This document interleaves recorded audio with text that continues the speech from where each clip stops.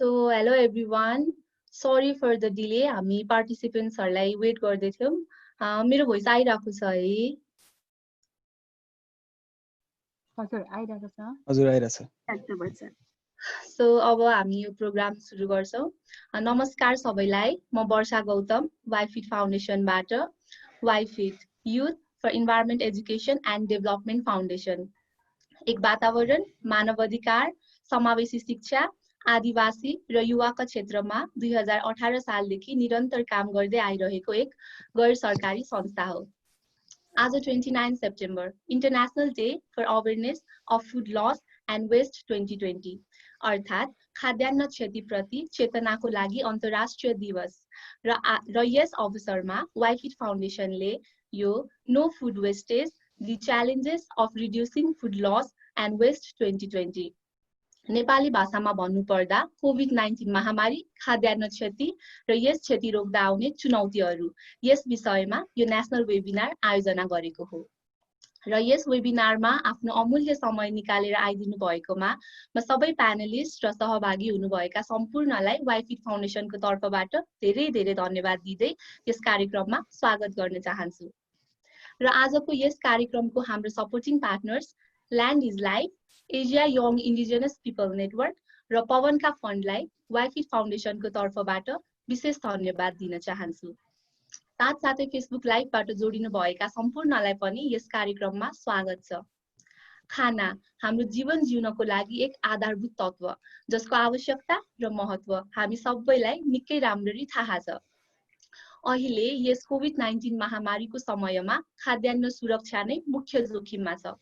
नेपालकै सन्दर्भमा कुरा गर्दा 2015 सालदेखि नै खाद्यान्न सुरक्षाको अवस्थामा गिरावट आइरहेको छ र अहिले त झन् यस कोभिड-19 महामारीको समयमा निकै दुःखद अवस्थाहरू सृजना भइरहेका छन्. एकतर्फ मान्छेहरू महामारीसँग भन्दा बढी भोकमरीसँग डराएर बसिरहेका छन् भने अर्कोतर्फ खाद्यान्न क्षति भइ नै रहेको छ. आजको यस वेबिनारमा हामी खाद्यान्न क्षति कसरी कम गर्न सक्छौं र त्यस क्रममा कस्ता कस्ता चुनौती आउँछन् र त्यो चुनौतीहरू हामी कसरी सामना गर्छौं भन्ने विषयमा छलफल गर्छौं र छलफलबाट प्राप्त भएको ज्ञान आफ्नो जीवनमा उपयोग गर्नु नै यस कार्यक्रमको उद्देश्य हो. र आज हामीसँग 5 जना प्यानलिस्टहरू हुनुहुन्छ. उहाँहरू सबैले आफ्नो छोटो प्रस्तुति दिनुहुन्छ र त्यसपछि हामीसँग कुनै प्रश्न छ भने हामी उहाँहरूलाई त्यो प्रश्न राख्न सक्छौं. र अब सेसन सुरु गर्नुभन्दा अगाडि म एउटा ग्रुप फोटो लिनको लागि सबै प्यानलिस्ट सहभागी हुनुभएका सम्पूर्णलाई वेबक्याम अन गरिदिनु हुन अनुरोध गर्दछु र साथसाथै हाम्रो टेक्निकल टिमलाई पनि फोटो लिनु हुन अनुरोध गर्दछु. So please feel comfortable and turn on your video.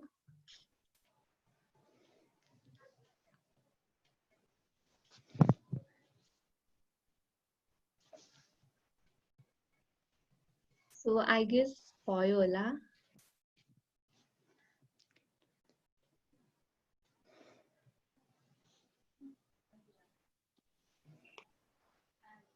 हजुर भयो वर्षा. Thank you. सो अब ढिला नगरी म आजको हाम्रो पहिलो स्पिकर तर्फ जान चाहन्छु. आजको हाम्रो पहिलो स्पिकर हुनुहुन्छ मिस सिलसिला आचार्य. उहाँ हिमालयन क्लाइमेट इनिसिएटिभमा चीफ एक्जिक्युटिभ अफिसर हुनुहुन्छ र आज उहाँले sustainable distribution of food to ensure no food wastage challenges and solution during कोभिड-19 यस टपिकमा आफ्नो विचारहरू प्रस्तुत गर्न गइराख्नु भएको छ. सिलसिलाजी, अब म हजुरलाई यो सभा हस्तान्तरण गर्न चाहन्छु. हजुर, thank you so much Varsha ji, and hello everyone, namaste. It's really good to be connected. Yesto covid ko bela ma pani we all are being able to interact virtually ba pani. I think important issue छ यो र यसको बारेमा हामीले अझै धेरै भन्दा धेरै यस्तो डिस्कसन्सहरु गर्नुपर्छ र यो initiation is in the right direction. So thank you everyone for your efforts. र अब यसमा चाहिँ talking about this topic, we talk about overall sustainability ko kuraharu हामी धेरै कुरा गरेर आउँछौं. त्यसैमा पनि we have a lot of classes, courses running जसमा चाहिँ हामीले overall food मात्र नभएर energy देखि लिएर lifestyle everything लाई चाहिँ cover गरेर we do the classes. So त्यसबाट चाहिँ अब food wastage related चाहिँ के हुन सक्छ त्यसको as a component, because food is one of the most essential things for us होइन पानी र हावा पछिको सबभन्दा इम्पोर्टेन्ट जस्तो खालको क्राइसिसमा पनि हामीलाई फुड चाहिँ नभई नहुने। अनि अर्को एउटा कुरा चाहिँ के पनि देखाएको छ स्ट्याटिस्टिक्सले भने इभन आफ्टर अर्थक्वेक जति बेला चाहिँ अरू सबै बिजनेसहरू चाहिँ डाउन भएको थियो त्यति बेला चाहिँ food was the only that was growing के बिजनेस वाइज पनि। सो त्यसले पनि फुडको महत्त्व चाहिँ हामीलाई धेरै थाहा हुन्छ। Everything can wait, food cannot होइन, फुड एन्ड वाटर। सो त्यो हिसाबले चाहिँ म अलिकति आफ्नो केही पोइन्ट्सहरू what I think are the problems right now र त्यसको सोल्युसन चाहिँ कसरी हामीले सोच्नु पर्छ भनेर केही मेरो भ्युजहरू राख्छु। त्यसपछि आई एम स्योर अरू प्यानलिस्टहरूले पनि राख्नुहुन्छ होला। सो फुड वेस्टको कुरा गर्दाखेरि चाहिँ दो वे टकिङ अबाउट कोभिड, तर कोभिड भन्दा पहिलाको पनि केही कुराहरू चाहिँ हामीले गर्न जरुरी हुन्छ जस्तो लाग्छ। जस्तो के सिनारी थियो कोभिड भन्दा पहिला र अहिले के भइरहेको छ होइन। सो त्यसमा भन्यो भने चाहिँ हामीले इभन कोभिड पहिलाकै हामीले सिचुएसन हेऱ्यौँ भने चाहिँ हाम्रो ग्लोबल फुड सिस्टम जुन छ जुन एकदमै ग्लोबलाइज छ होइन। एक ठाउँको फुड चाहिँ अर्को धेरै टाढा टाढासम्म ट्राभल गर्छ जसले गर्दाखेरि कार्बन इमिसन्स त छ नै तर त्यसमा एकदमै वेस्टेज बढी छ। त्यस्तो खालको हामी फुड सिस्टम चाहिँ इनहेरिट गरेको थियौँ इभन कोभिड भन्दा पहिला। र त्यति बेलाको जुन बिफोर कोभिडको सिस्टममा पनि के छ भने 10% of the green house gases चाहिँ को एमिसन चाहिँ फुड वेस्टेजकै कारणले होइन। जब हामी फुड वेस्ट गर्छौँ त्यति बेला खालि त्यसमा युज भएको चाहिँ ग्रिन हाउस ग्यासेसहरू त्यसले एमिट गर्ने ग्यासेस मात्रै खेर जाँदैन कि त्यसमा त्यो प्रड्युस गर्नलाई लागेको जग्गादेखि लिएर जति पनि इनपुट्स हालिएको हुन्छ त्यसमा जति पनि चिज गएको हुन्छ सबै नै we waste it at the same time होइन। त्यही भएर फुड वेस्ट गर्नु भनेको चाहिँ एकदमै it should be considered as a crime जुन हाम्रो कल्चरमा अलरेडी थियो होइन। जस्तो पाप लाग्छ होइन, के कुराहरू भनिन्थ्यो जुन हाम्रो ट्रेडिसनमा अलरेडी छ त्यो कुराहरूलाई पनि आई थिङ्क हामीले रिभाइभ गर्न सक्छौँ। र पहिलाको फुड सप्लाईको कुरा गरेको थिएँ मैले 10% अफ जिएचजी चाहिँ फुड वेस्टको कारणले नै क्रिएट हुन्थ्यो। त्यस्तै ओभरअल जुन फुड सप्लाईको सिस्टम थियो त्यसले नै 34% of total green house gas emissions त्यो चाहिँ फुड सप्लाई चेन जुन हाम्रो ग्लोबल फुड सिस्टम त्यसले गर्दाखेरि भइरहेको थियो। र अर्को major cause of inefficiency in the food system भनेको चाहिँ हाम्रो मिट प्रोडक्सन नै हो होइन। मिट प्रड्युस गर्दाखेरि चाहिँ हामीले एभ्री टाइम हामीले जति मिट प्रड्युस गर्छौँ त्यो भनेको चाहिँ एउटा भेजिटेरियनले खाने फुड भन्दा त्यो ग्रेन्सहरूलाई जति रिसोर्सहरू लाग्छ त्यसबाट एउटा नन भेजिटेरियन डायट हामीले खाँदाखेरि चाहिँ मिनिमम 6 to 10 टाइम्सले चाहिँ त्यो फुडको क्वान्टिटी घट्छ। भनेपछि just by virtue of eating meat we are leading to फुडको चाहिँ फुडलाई चाहिँ 6 to 10 टाइम्स घटाउनमा रोल प्ले गरिरहेछौँ। भनेपछि यो फुड वेस्टेजमा चाहिँ मिट कन्जम्सनको कुरा पनि एकदम इम्पोर्टेन्ट हुन्छ जस्तो लाग्छ मलाई होइन। र अर्को डेटा चाहिँ के पनि भन्छ भने यो जति पनि ग्लोबल सप्लाई चेन छ त्यसमा चाहिँ 66% अफ द फुड भनेको 2/3 of the food is lost in the supply chain. जहाँ प्रड्युस भएर कन्ज्युमरको एन्डसम्म पुग्दाखेरि चाहिँ 2/3 अफ फुड चाहिँ लस हुन्छ र खालि 1/3 मात्रै कस्टमरलाई पुग्छ। भनेपछि त्यस्तो खालको वेस्टफुल सिस्टमबाट चाहिँ हामी आइरहेछौँ। र अर्को डेटाले के पनि भन्छ भने जुन डेभलप्ड कन्ट्रिजहरू छन् त्यहाँ चाहिँ मोस्टली कन्ज्युमरको एन्डमा चाहिँ फुड वेस्ट हुन्छ होइन। भनेको मान्छेहरूले चाहिँ धेरै किनेर लिएर आउँछन्, फ्रिजमा राख्छन् अनि त्यसपछि त्यसलाई खान भ्याउँदैनन् अनि त्यसपछि त्यो चाहिँ बिस्तारै फालिँदै जान्छ होइन। तर फेरि हाम्रो जस्तो देशहरूको कन्टेक्स्टमा हेर्ने भने फेरि कन्ज्युमरको एन्डमा चाहिँ जम्मा 5% जस्तो मात्रै वेस्ट हुन्छ। तर majority of the food loss again 30% of the food loss चाहिँ प्रोडक्सन र स्टोरेजमा अथवा प्रोसेसिङ गर्ने बेलामा पहिले नै फिल्डको नजिक चाहिँ बढी वेस्ट हुन्छ। त्यही भएर चाहिँ हामीले यो कुराहरू पनि यस्तो खालको सिस्टम्सहरू इनएफिसियन्ट र वेस्टफुल सिस्टम्सहरू इनहेरिट गरेर हामी कोभिडमा आएको छौँ होइन। अब कोभिडमा आएपछि चाहिँ अगेन अब त्यसले के गरिरहेछ त भन्दाखेरि कोभिडले जति पनि पहिलाको इनएफिसियन्सिजहरू पहिलाको जति पनि प्रब्लम्सहरू छ त्यसलाई अझै बढी हाइलाइट गरेर अझै धेरै त्यसलाई एक्जाजरेट गरिदिएको छ होइन। Be it in social issues, environmental issues, फुडकै इस्युज, हरेक ठाउँमा त्यही छ। पहिलादेखि नै प्रब्लम थियो, पहिला कोभिडभन्दा पहिला एकदमै राम्रो भन्ने थिएन होइन, त्यो वाज अ प्रब्लम। तर त्यसलाई अझै धेरै हाइलाइट गरिदिएको छ। र हामीले अगेन अघि पनि मेन्सन गर्नुभएको थियो एकदमै दुःख लाग्दो स्टोरीहरू चाहिँ सुनिरहेछौँ अहिले। जस्तो चाहिँ धेरैजनाको अहिले जुन लकडाउन भयो त्यसले गर्दाखेरि पनि फिजिकल्ली चाहिँ हामीहरू ट्राभल गर्न नपाएर पनि कति फुडहरू लस भइरहेको छ होइन। जस्तो एकजना दिदी हुनुहुन्छ बुढानी कण्ठमा, सी हेज आफ्नो चियाको बगान चाहिँ उहाँको यो अर्को साइडमा सिन्धुपाल्चोक साइडमा चाहिँ उहाँको चिया बगान थियो। तर लकडाउनले गर्दा जानु पाउनु भएन, पिक सिजनमा जानु पाउनु भएन, त्यो चिया अब यो इयरको इन्टायरली लस भयो है।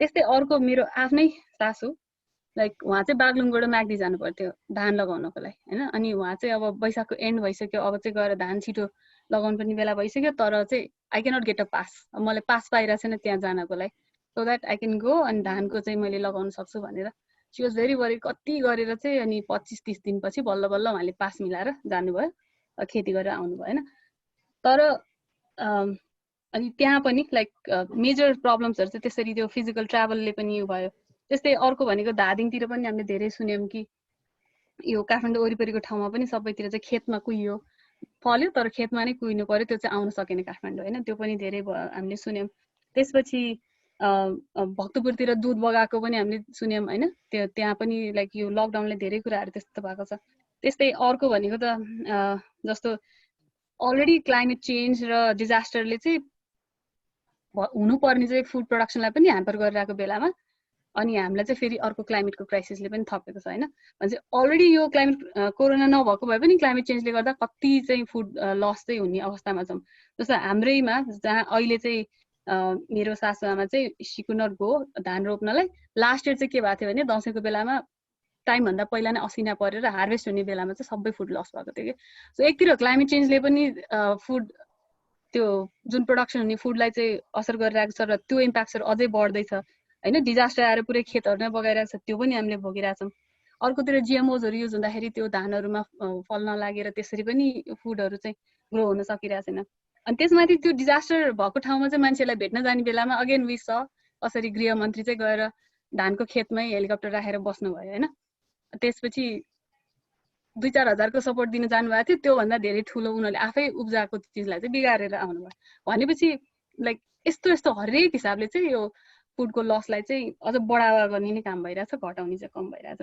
अनि अर्को पनि हामीले देखिहाल्यौं मल नपाएर पनि यो पाली धेरै जनाले चाहिँ राम्रोसँग रोप्न पाउनु भएन अथवा ठ्याक्क अब त्यसलाई मल हाल्ने बेलामा मल हाल्न नपाउँदाखेरि चाहिँ राम्रो हार्भेस्ट नहुनेहरु कुरा देखिरहेछ त्यो भएर चाहिँ already we are dealing with climate change it's not going away with any kind of vaccine we don't have any vaccine for that र त्यसमाथि यो कोरोना पनि थपिदाखेरि चाहिँ मेजर प्रब्लम हाम्रो जस्तो ठाउँमा जहाँ प्रोडक्सन र स्टोरेजमा बढी लस हुन्छ त्यहाँ चाहिँ अझै त्यसले च्यालेन्जहरु थपिरहेको छ त्यो चाहिँ ड्युरिङ कोभिडको भयो हैन अब मेरो उसलाई चाहिँ कन्क्लुजनतिर लग्छु म अब के गर्ने त्यसको सोलुसन चाहिँ के हुन सक्छ त कोभिडले हामीलाई के लेसन सिकाछ जुनलाई चाहिँ we can use to minimize this kind of losses going in the future हैन त्यसमा फर्स्ट कुरा भनेको त पहिलाको जुन हाम्रो इनएफिसिएन्ट सिस्टम थियो ग्लोबलाइज खालको फुड चेन सप्लाई चेन त्यसलाई चाहिँ हामीले लोकलाइज गर्नै पर्छ द्याट्स द फर्स्ट सोलुसन हैन लोकल भयो भने एउटा त क्लाइमेटको हिसाबले र यस्तो क्राइसिसको रेजिलियन्टको हिसाबले पनि जब नजिक भएको फुड त जस्तो लकडाउनमा पनि इट क्यान सर्भ अस तर धेरै टाढा भएकोले चाहिँ इट क्यान नट सर्भ अस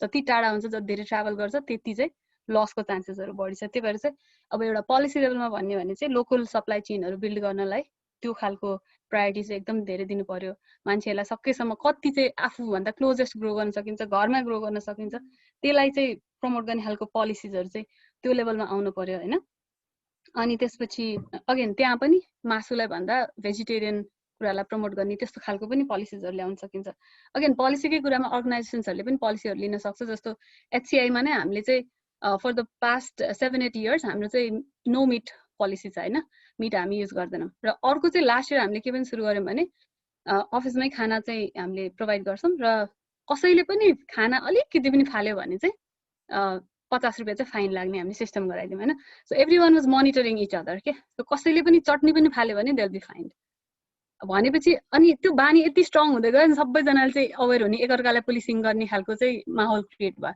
र अफिसमा खाना वेस्ट नगर्दा के भयो भने त्यो बानी चाहिँ घरमा पनि ट्रान्सफर भयो घरमा पनि खाना फाल्दाखेरि चाहिँ कन्सियस हुन थाल्यो हैन भनेपछि यस्तो सानो सानो पोलिसीहरु they can go a very long way त्यो यस्तो सबै अफिसले सबै इन्स्टिट्युसन्सहरुले यस्तो कुरा चाहिँ राख्न सक्यो भने त्यहाँ पनि एउटा चाहिँ प्रोडक्सनको लेभलमा एउटा चाहिँ कन्ज्युमरको एन्डमा पनि चेन्ज ल्याउन सकिन्छ पोलिसी वाइज अब सेकेन्ड भनेको त कन्ज्युमर बिहेभियरमा चेन्ज गर्नुपर्ने छ हैन अब हामीहरु धेरै धेरै ठुलठुलो सुपरमार्केट्सहरुमा जान्छौं धेरै धेरै अमाउन्ट्सहरु देख्छौं त्यो आफूले ग्रो गरेको पनि हुँदैन पैसा छ भने you can buy as much food भन्ने खालको चाहिँ हाम्रो अलि कल्चर भइसकेको छ सो त्यसलाई पनि अलिकति कन्ज्युमर बिहेभियरमा चेन्ज गर्ने फुडसँग कनेक्सन चाहिँ बिल्ड गर्ने कामहरु गर्नु पर्यो आफूले ग्रो गरेको छ भने त्यो हामीलाई एउटा गोलबेडा कुइयो भने पनि एकदमै माया लाग्छ हैन तर त्यो अर्काले ग्रो गरेको छ भने आधा किलो फाल्न पनि केही पनि माया लाग्दैन हैन सो त्यो चाहिँ भइरहेको छ अहिले so it's very important on consumer एन्डमा चाहिँ हामीले कसरी फुडसँगको कनेक्सनलाई बिल्ड गर्ने हैन त्यो फुडसँग आफ्नो कुनै पनि सम्बन्ध छ आफूले अलिकति पनि त्यसमा मेहनत गरेछ भने चाहिँ you don't want to waste that food हैन सो इजी सोलुसन्सहरु छैन अगेन हैन इजी सोलुसन कसैले ल्याएर दिएको भए त कस्तो मजा हुन्थ्यो तर सोलुसन चाहिँ जस्तो गएर अब चाहिँ बजारबाट किनेर ल्याउने सोलुसन थियो भने अब चाहिँ आफ्नो ग्रो गर्ने सकेसम्म आफ्नो नजिकको फार्मर्सहरुको किन्ने आफ्नै ग्रो गर्ने सो फ्युचर सोलुसन इन्टायरली चाहिँ लोकल प्रोडक्सन लोकल कन्जम्पसन र लोकल सप्लाईमा नै छ जस्तो लाग्छ मलाई या यति भन्दै अहिलेको फर्स्ट उसमा चाहिँ म इन गर्न चाहे thank you so much thank you so much सिलसिलाजी आफ्नो विचार र हजुरसँग भएको नलेजहरु हामीसँग शेयर गर्नुभएकोमा साथै हामीसँग सल्युसन्स पनि शेयर गर्नुभएकोमा धेरै धेरै धन्यवाद अब म हाम्रो दोस्रो स्पिकर तर्फ जान चाहन्छु हाम्रो दोस्रो स्पिकर हुनुहुन्छ मिस रेणु खड्का उहाँ नोबेल कलेजमा एमएससी फुड एन्ड न्युट्रिसनको लेक्चरर हुनुहुन्छ र आज उहाँ role of women for food security during pandemic यस टपिकमा आफ्नो विचारहरु प्रस्तुत गर्न गइराख्नु भएको छ रेणुजी अब म हजुरलाई यो सभा हस्तान्तरण गर्न चाहन्छु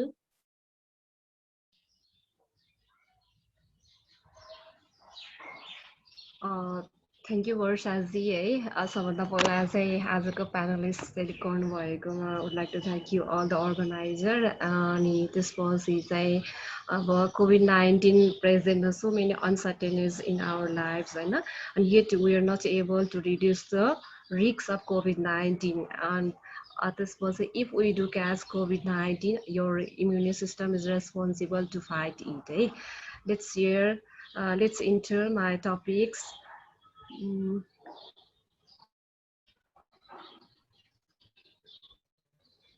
slide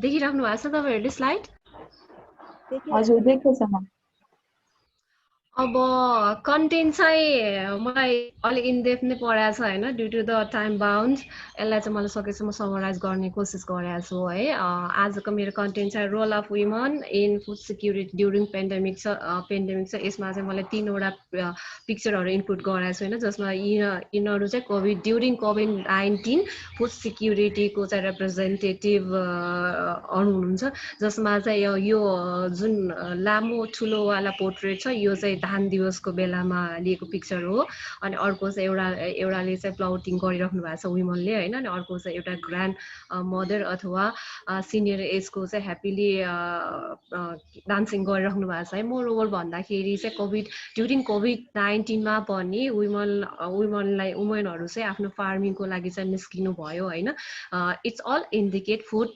सिक्युरिटी है त्यस्तै गरी अर्को सेकेन्डमा चाहिँ यो जुन रोइराख्नु भएको छ नि वुमन उहाँले चाहिँ इन्टायर जुन यो हाम्रो स्ट्रिटले भेन्डरहरु हुन्छ नि उहाँलाई रिप्रेजेन्ट गर्नु भएको छ हैन अनि अर्को चाहिँ वुमनको रोल ड्युरिङ फुड सिक्युरिटीमा वुमनको रोलको कुरा गर्दाखेरि बेच्ने मात्र नभइकन त्यसलाई चाहिँ ट्रान्सपोर्ट गर्नेमा पनि वुमनको विशेष रोल छ हैन अनि अर्को चाहिँ एउटा स्ट्रिट भेन्डर देखिनु भएको छ यो जाडो महिनाको पिक्चर हो अनि अर्को चाहिँ यो ठुलो होलसेलरमा लिएको पिक्चर हो जसमा चाहिँ तपाईहरुले you can see there is only one male है यसले के रिप्रेजेन्ट गर्छ भन्ने हाम्रो चाहिँ फुड सिक्युरिटीलाई सिक्योर गर्नको लागि चाहिँ विशेष गरी चाहिँ वुमनहरुको चाहिँ एकदम मेजर रोल वुमनहरुले चाहिँ मेजर रोल प्ले गर्नु भएको छ भन्ने चीजहरु चाहिँ यो पिक्चरले इन्डिकेट गर्छ I include this picture because picture speaks itself है अब त्यसपछि अर्को सेकेन्डमा चाहिँ COVID-19 एन्ड फुड सिक्युरिटीको कुरा गर्दाखेरि हामीले ग्लोबल ब्याकग्राउन्डको बारेमा पनि थोरै थाहा पाउन जरुरत छ हैन यो चाहिँ वर्ल्ड फुड प्रोग्रामले चाहिँ के भन्छ भने ड्युरिङ COVID-19 अथवा ड्यू टु द COVID-19 ले चाहिँ हाम्रो यो मार्केटहरु डिस्प्युट भइराछ अनि अर्को चाहिँ यो छिटो खोल्ने मार्केटहरु छिटो खोल्ने छिटो बन्द हुने गर्दाखेरि चाहिँ त्यहाँनेरि चाहिँ एक्सचेन्ज हुन पाइरहेको छैन अनि अर्को चाहिँ इन्टरनेशनल ट्रेडहरु पनि एफेक्टेड भएको भएर फुडहरु चाहिँ एक्सपोर्ट इम्पोर्ट गर्न पाइरहेको छैन अनि अर्को चाहिँ लोअर ट्राभल हामीले चाहिँ खानेकुराहरु लिन जान पाइरहेको छैन के त्यसले गर्दाखेरि र अनि एक ठाउँबाट अर्को ठाउँमा जानलाई पनि हाम्रो लकडाउनले बन्देज अथवा रेस्ट्रिक्सन गरेको भएर चाहिँ पिपलको हाम्रो हेल्दी लाइफस्टाइलमा चाहिँ कोभिडले अझ धेरै इम्प्याक्ट पारा छ भन्ने हैन अनि बाइ द एन्ड अफ 2020 है यो वर्ल्ड फुड प्रोग्रामले रिप्रेजेन्ट गरेको यो 2020 को अन्त्यसम्म चाहिँ ग्लोबली नै 265 मिलियन पिपलहरु चाहिँ पिपलहरुले चाहिँ स्टार्भेसन अथवा भोकमरीको सामना गर्नेछन् भनेर यो उसले इन्डिकेट गरेको छ होइन। अनि अर्को चाहिँ ग्लोबल्ली कुरा गर्ने गर्दा 60% हङ्गर पिपुल र 76% डिस्प्लेस पिपुल होइन जो वर्ल्डमा बसिराख्नु भएको छ उहाँहरू चाहिँ विशेष गरी वुमन र गर्ल्सहरू नै रहेको छ होइन। अनि अर्को यो ड्युरिङ कोभिड-19 कै कुरा गर्दाखेरि चाहिँ जुन घरमा चाहिँ फिमेल हेडेड हाउसहोल्डहरू हुनुहुन्छ नि अझ उहाँहरूले चाहिँ अझ पनि के फुड क्राइसिसहरूको चाहिँ सामना गर्नुपर्ने छ होइन।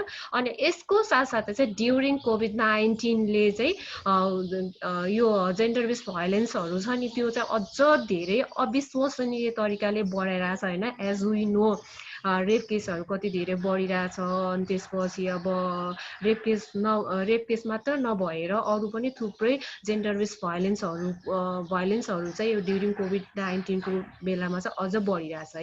अनि अब यसलाई कन्टिन्युटी गरेर हेर्नुपर्दा चाहिँ ग्लोबल्ली अन द डेभलपिङ कन्ट्रीहरूमा चाहिँ 60 to 80% फुड प्रोडक्सनको काममा चाहिँ अलमोस्ट द वुमनहरू नै इन्क्लुड भइरहेछन् होइन, इन्भल्भ भइरहेछन्, जसले चाहिँ वर्ल्ड फुडको चाहिँ हाफ अफ पार्टलाई नै रिप्रेजेन्ट गरिराख्नु भएको छ है।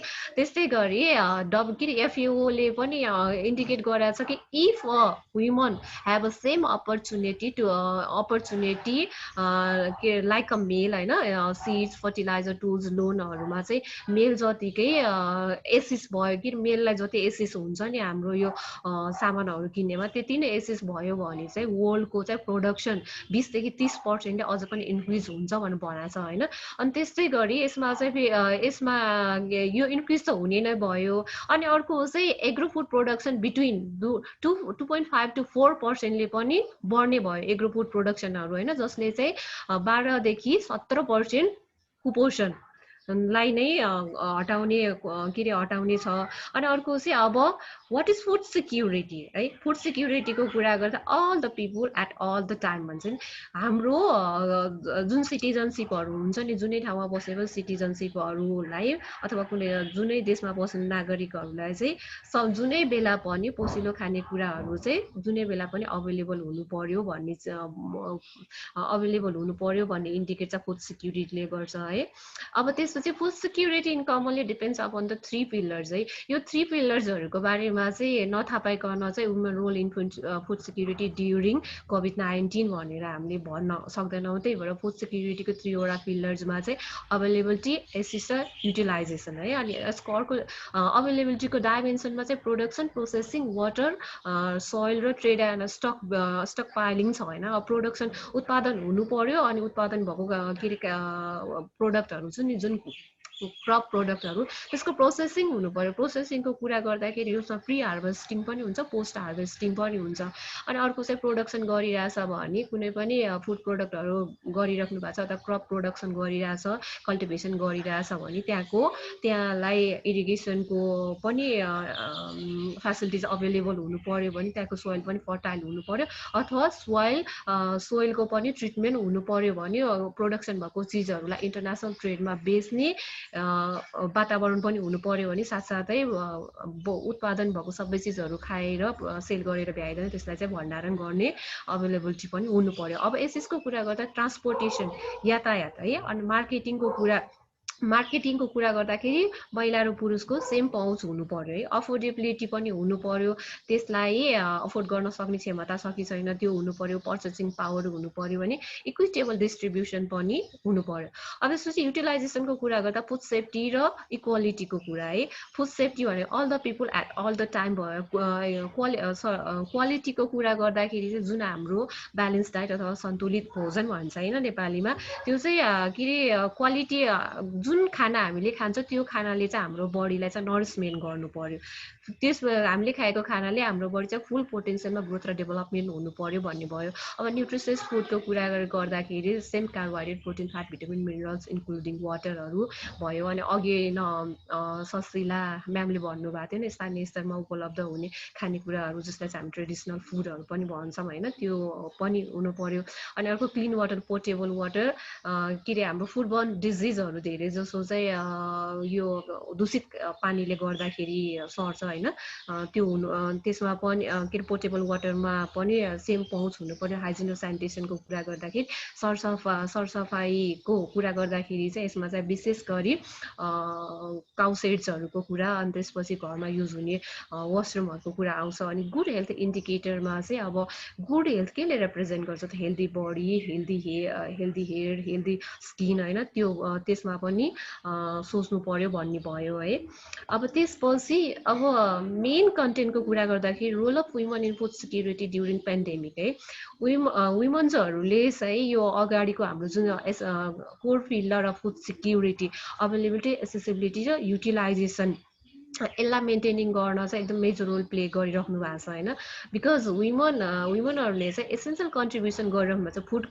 प्रोडक्सन के अरे क्रप प्रोडक्सनमा होइन जस्तो हामीले आफैले पनि देखिरहेछौँ विशेष गरी खेतमा काम गरिराख्ने चाहिँ धेरै जस्तो महिलाहरू नै हुन्छ अघिनको पिक्चरबाट पनि हामीले के अरे अलिकति प्रश्न भयो होइन मेलहरूले चाहिँ के अरे अब कतैतिर ट्र्याक्टर लगाएर खेतहरू जोतिन्छ होइन अनि कतै चाहिँ आफैले ह्युमन रिसोर्सले नै खनिन्छ होइन त्यो खन्ने र के अरे ल्यान्ड प्रिपेयर गर्ने काम बाहेक मेलले त्यस्तो धेरै इनपुट दिएको पाइँदैन होइन अनि अर्को चाहिँ अब यो के अरे मेलले बारी प्रिपेयरहरू सबै खेतहरू प्रिपेयर गरिसकेपछि अब बिरुवा रोप्ने लगाउने फ्लावरिङ फ्रुटिङ हुनेदेखि लिएर इन्टायर प्रि हार्भेस्टिङ पोस्ट हार्भेस्टिङको सबै प्रोसेसहरूमा चाहिँ विशेष गरी फिमेलको इन्भल्भमेन्ट धेरै हुन्छ होइन अनि अर्को यो एग्रिकल्चरल इन्टरप्रेनर भनेको चाहिँ यो चाहिँ कुनै हाम्रो यो महिला समूहहरू विभिन्न प्रोग्रामहरूमा इन्भल्भ हुनुभएको छ होइन उहाँहरूले चाहिँ आफैले पनि विभिन्न फुड कमोडिटिजहरूको चाहिँ बिरुवाहरू उत्पादन गर्नुहुन्छ अनि अर्को चाहिँ सिड्सहरू पनि सेल गर्नुहुन्छ है त्यही भएर we also known as a agriculture entrepreneurs अनि अर्को चाहिँ यहाँ गेट किपर भनेर हाइलाइट गराएको छ है जस्तो गेट किपर भनेपछि बुझिन्छ जसले चाहिँ ढोकामा बसेर पहरेदारी गर्ने काम गर्नुहुन्छ नि के अरे यो चाहिँ किन राखेको भनेर भन्दाखेरि जस्तो वुमनले कुनै चिज कल्टिभेसन गर्नुहुन्छ भने चाहिँ त्यसको इन्टायर रेखदेख गर्ने काम अब के अरे गोडमेल गर्ने काम होइन अनि जस्तो हार्भेस्टिङ गर्ने काम र रेडी टु इटसम्मको काम चाहिँ वुमनले गर्ने भएको भएर she act as a gatekeeper है अब त्यसको एनिमल प्रोडक्सन इन्टरप्रेनर्सको कुरा गर्दा हस्बेन्डरी अफ स्मल एनिमलहरू सानो के अरे जनावरहरू पालन पनि गरेर हुन्छ अनि तिनीहरूलाई के अरे रेखदेख गर्ने घाँसहरू हाल्ने गर्ने काममा पनि वुमनहरू चाहिँ एकदम एक्टिभली इन्भल्भ भएको हुन्छ भने लार्ज स्केलको लार्ज एनिमल सिस्टमहरू जस्तै अब ठुल्ठुलो कुखुरा पालन होइन माछा पालन त्यसपछि बाख्रा पालनहरूमा पनि वुमनहरू चाहिँ इन्भल्भमेन्ट हुनुभएको छ त्यसपछि अर्को चाहिँ यसमा चाहिँ के अरे एनिमल हस्बेन्डरीहरूमा इन्भल्भ भएको वुमनहरूको चाहिँ अलमोस्ट टाइम चाहिँ तिनीहरू एनिमलहरूलाई नै रेखदेख गर्ने घाँसपात खुवाउने त्यसपछि उनीहरूको काउ सेड्सहरू त्यो सेड्सहरू क्लिनिङ गर्ने र मिल्किङ गर्ने टाइममा चाहिँ उहाँहरूको टाइम चाहिँ इन्भेस्ट भइरहेको हुन्छ है त्यसपछि woman specially bear primary responsibilities of preparing meals है यो चाहिँ एकदम धेरै crucial issue during the lockdown होइन हाम्रै घरमा पनि कतिपय के अरे ड्युरिङ लकडाउनको पिरियडमा हामी घरमा बसिरहेछौँ होइन अब मेलहरू चाहिँ विशेष गरी कि त अलमोस्ट टाइम चाहिँ सोसियल मिडियामा इन्भल्भ भएर रहने होइन वुमनहरू चाहिँ विभिन्न डिसहरू प्रिपेयर गर्ने फ्यामिलीलाई फिड गर्ने ओर्ने गर्नुभयो होइन अनि यसको साथसाथै चाहिँ ट्रेडिसनल्ली अहिलेसम्म भात पकाउनु पर्ने जिम्मेवारी चाहिँ महिलाकै भात पकाउने मात्रै नभएर परिवारलाई चाहिँ अझ के अरे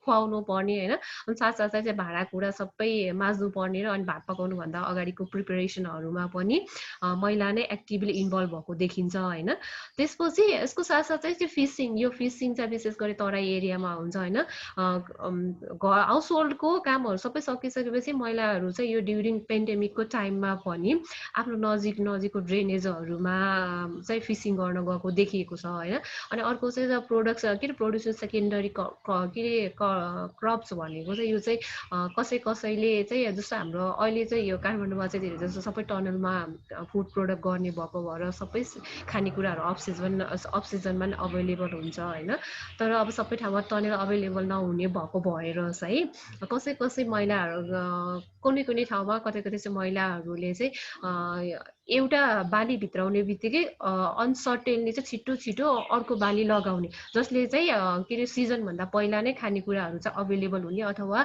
मल्टिक्रपिङ पनि भनेर बुझिन्छ होइन। एउटै ड्याङमा चाहिँ विभिन्न मल्टी क्रप्सहरू चाहिँ लगाउने गर्नुहुन्छ। अनि अर्को चाहिँ यसको साथसाथै चाहिँ ग्यादरिङ फायर एन्ड के अरे gathering food and fire would भने यो चाहिँ विशेष गरी जो चाहिँ हाम्रो मार्जिनल ग्रुपहरू हुनुहुन्छ नि उहाँहरूको काम भनेको चाहिँ बिहान कमाएर लिएर आउने, बेलुका के अरे खाने पनि छ। अनि अर्को चाहिँ भात पकाउनको लागि दाउरा खोज्न जाने, जङ्गलमा जाने है, त्यो पनि छ। त्यसको त्यस्तो रोलहरू पनि देखिरहेछ। अनि अर्को चाहिँ इन्कम डिसिजन मेकिङ है, यो चाहिँ विशेष गरी हाम्रो यो जुन के फिमेल हेड हाउस होल्ड हुनुहुन्छ नि उहाँहरूले चाहिँ इन्कम जेनेरेसन र डिसिजन मेकिङको काम पनि आफैले गर्नुहुन्छ होइन। त्यसले गर्दाखेरि चाहिँ न्युट्रिसनल सिक्युरिटी र हाउस होल्ड फुड सिक्युरिटी पनि आउँछ होइन। अनि अर्को न्युट्रिसनल सिक्युरिटी भनेको चाहिँ जस्तो food security all the people at the all the time भनेर बुझिन्छ भने न्युट्रिसन सिक्युरिटी भनेको चाहिँ हाम्रो बडीलाई आवश्यक पर्ने खानेकुराहरू, पोषिलो खानेकुराहरू अथवा सन्तुलित आहारहरू चाहिँ जस्तो all the people at all the time भने जस्तै न्युट्रिसन सिक्युरिटी पनि न्युट्रिसियस फुड चाहिँ सबै बेला चाहिँ अभाइलेबल हुनु पर्यो भन्ने बुझिन्छ। त्यसपछि manager of the stability of the food supplies भन्ने भनेको छ नि, यो चाहिँ इकोनोमिक हार्डनसिपको कुरा गर्दा अब इकोनोमिक हार्डनसिप भने चाहिँ यो ड्युरिङ पेन्डेमिक पनि हुनसक्ने भयो, नेचुरल डिजास्टर पनि भयो, कन्फ्लिक्ट अफ पोलिटिकल इनस्टेबिलिटी पनि भयो होइन। यो बिट्विनमा चाहिँ घरको महिलाहरू जसले हुनुहुन्छ नि उहाँहरूले चाहिँ हाउस होल्ड फुड म्यानेजमेन्ट चाहिँ एकदम राम्रोसँग गरिराख्नु भएको छ है। त्यही भएर के अरे यही पोइन्ट आउटहरूले गर्दाखेरि नै यो फुड सिक्युरिटी के are role of women in food security during पेन्डेमिकमा चाहिँ अझ पनि वुमेनहरूको रोल चाहिँ एकदम धेरै एक्टिभली देखिन्छ होइन। अब रोललाई मात्र भेरिफाई गरेर भएन, त्यो रोललाई चाहिँ सिक्योर गर्नलाई पनि के अरे हामीले कोसिस गर्नुपर्छ होइन। How can we achieve the sustainable food सिक्युरिटीको कुरा गर्दाखेरि women have equal opportunity to assist the land होइन। हाम्रो अहिलेसम्म पनि ल्यान्डमा चाहिँ महिलाको चाहिँ यो पहुँचको कुरा गर्दाखेरि स्टिल अझ पनि महिलाको नाममा ल्यान्ड ब्रक्ट गर्ने चलन अझ पनि छैन होइन। त्यसले गर्दाखेरि चाहिँ महिलाले चाहेको ठाउँमा ल्यान्डलाई चाहिँ सेल गरेर अथवा फर्टाइल ल्यान्ड किन्ने अथवा ल्यान्डलाई मोबिलाइजेसन गर्ने अपर्च्युनिटी अथवा राइट स्टिल महिलालाई छैन होइन। एसेस टु क्रेडिट अनि अर्को चाहिँ क्रेडिट लोन लिने कुराहरूमा पनि महिलालाई अझ महिलाको पहुँच त्यति धेरै छैन।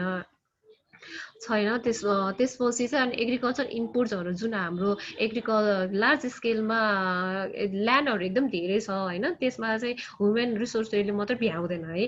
अब यो एग्रिकल्चर इनपुट्सहरूको कुरा गर्दा थ्रेसर होला, त्यसपछि ट्र्याक्टर होला, मल्चिङ मेसिनहरू होला होइन, जुन चाहिँ एडभान्स मोडर्न टेक्नोलोजीवाला इक्विपमेन्टहरूमा पनि महिलाको पहुँच हुनु पर्यो। त्यसपछि यसको साथै एडुकेसन ट्रेनिङ र एक्सटेन्सन सर्भिसको कुरा गर्दाखेरि विशेष गरी एग्रिकल्चर एडुकेसन पनि हुनु पर्यो। अनि अर्को चाहिँ हाम्रो अहिले लोकल सिड्सहरू सबै डिसअपियर भइरहेछ हाइब्रिडले गर्दाखेरि। अनि अर्को चाहिँ क्लाइमेट चेन्जले पनि हाम्रो एग्रिकल्चर प्रोडक्सनमा चाहिँ डाइरेक्ट इम्प्याक्ट पारेछ है।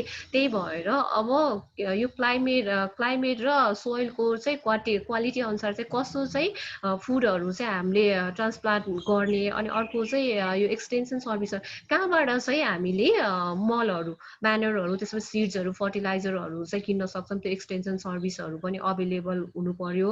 र साथसाथै त्यसमा पनि महिलाको पहुँच हुनु पर्यो। डिसिजन मेकिङमा यो पार्ट चाहिँ एकदम धेरै क्रुसियल छ होइन। डिसिजन मेकिङको कुरा गर्दा वुमेनहरू चाहिँ अलमोस्ट टाइम चाहिँ इन्कम जेनेरेटिङको काममा इन्भल्भ हुन्छन् होइन। अनि महिलाले जुन इन्कम जेनेरेट गरेर लिएर आएको हुन्छ नि त्यसमा चाहिँ हक जमाउने काम चाहिँ हाम्रो मेलले गर्छ होइन। त्यसले गर्दाखेरि यसमा पनि महिलाको पहुँच हुनु पर्यो। अनि अर्को चाहिँ रिसर्च र एप्रोप्रिएट टेक्नोलोजीहरूमा पनि महिलाको पहुँच छैन है। रिसर्चमा एग्रिकल्चर रिसर्चहरूमा पनि महिला त्यति विध इन्भल्भमेन्ट भएको छैन होइन। अनि यो अब हाम्रो यो एग्रिकल्चर कलेज छ नि, एग्रिकल्चर कलेजमा त्यति धेरै के अरे फिमेल हाम्रो स्टुडेन्टहरू प्रेजेन्ट छैन है, त्यसमा पनि हुनु पर्यो।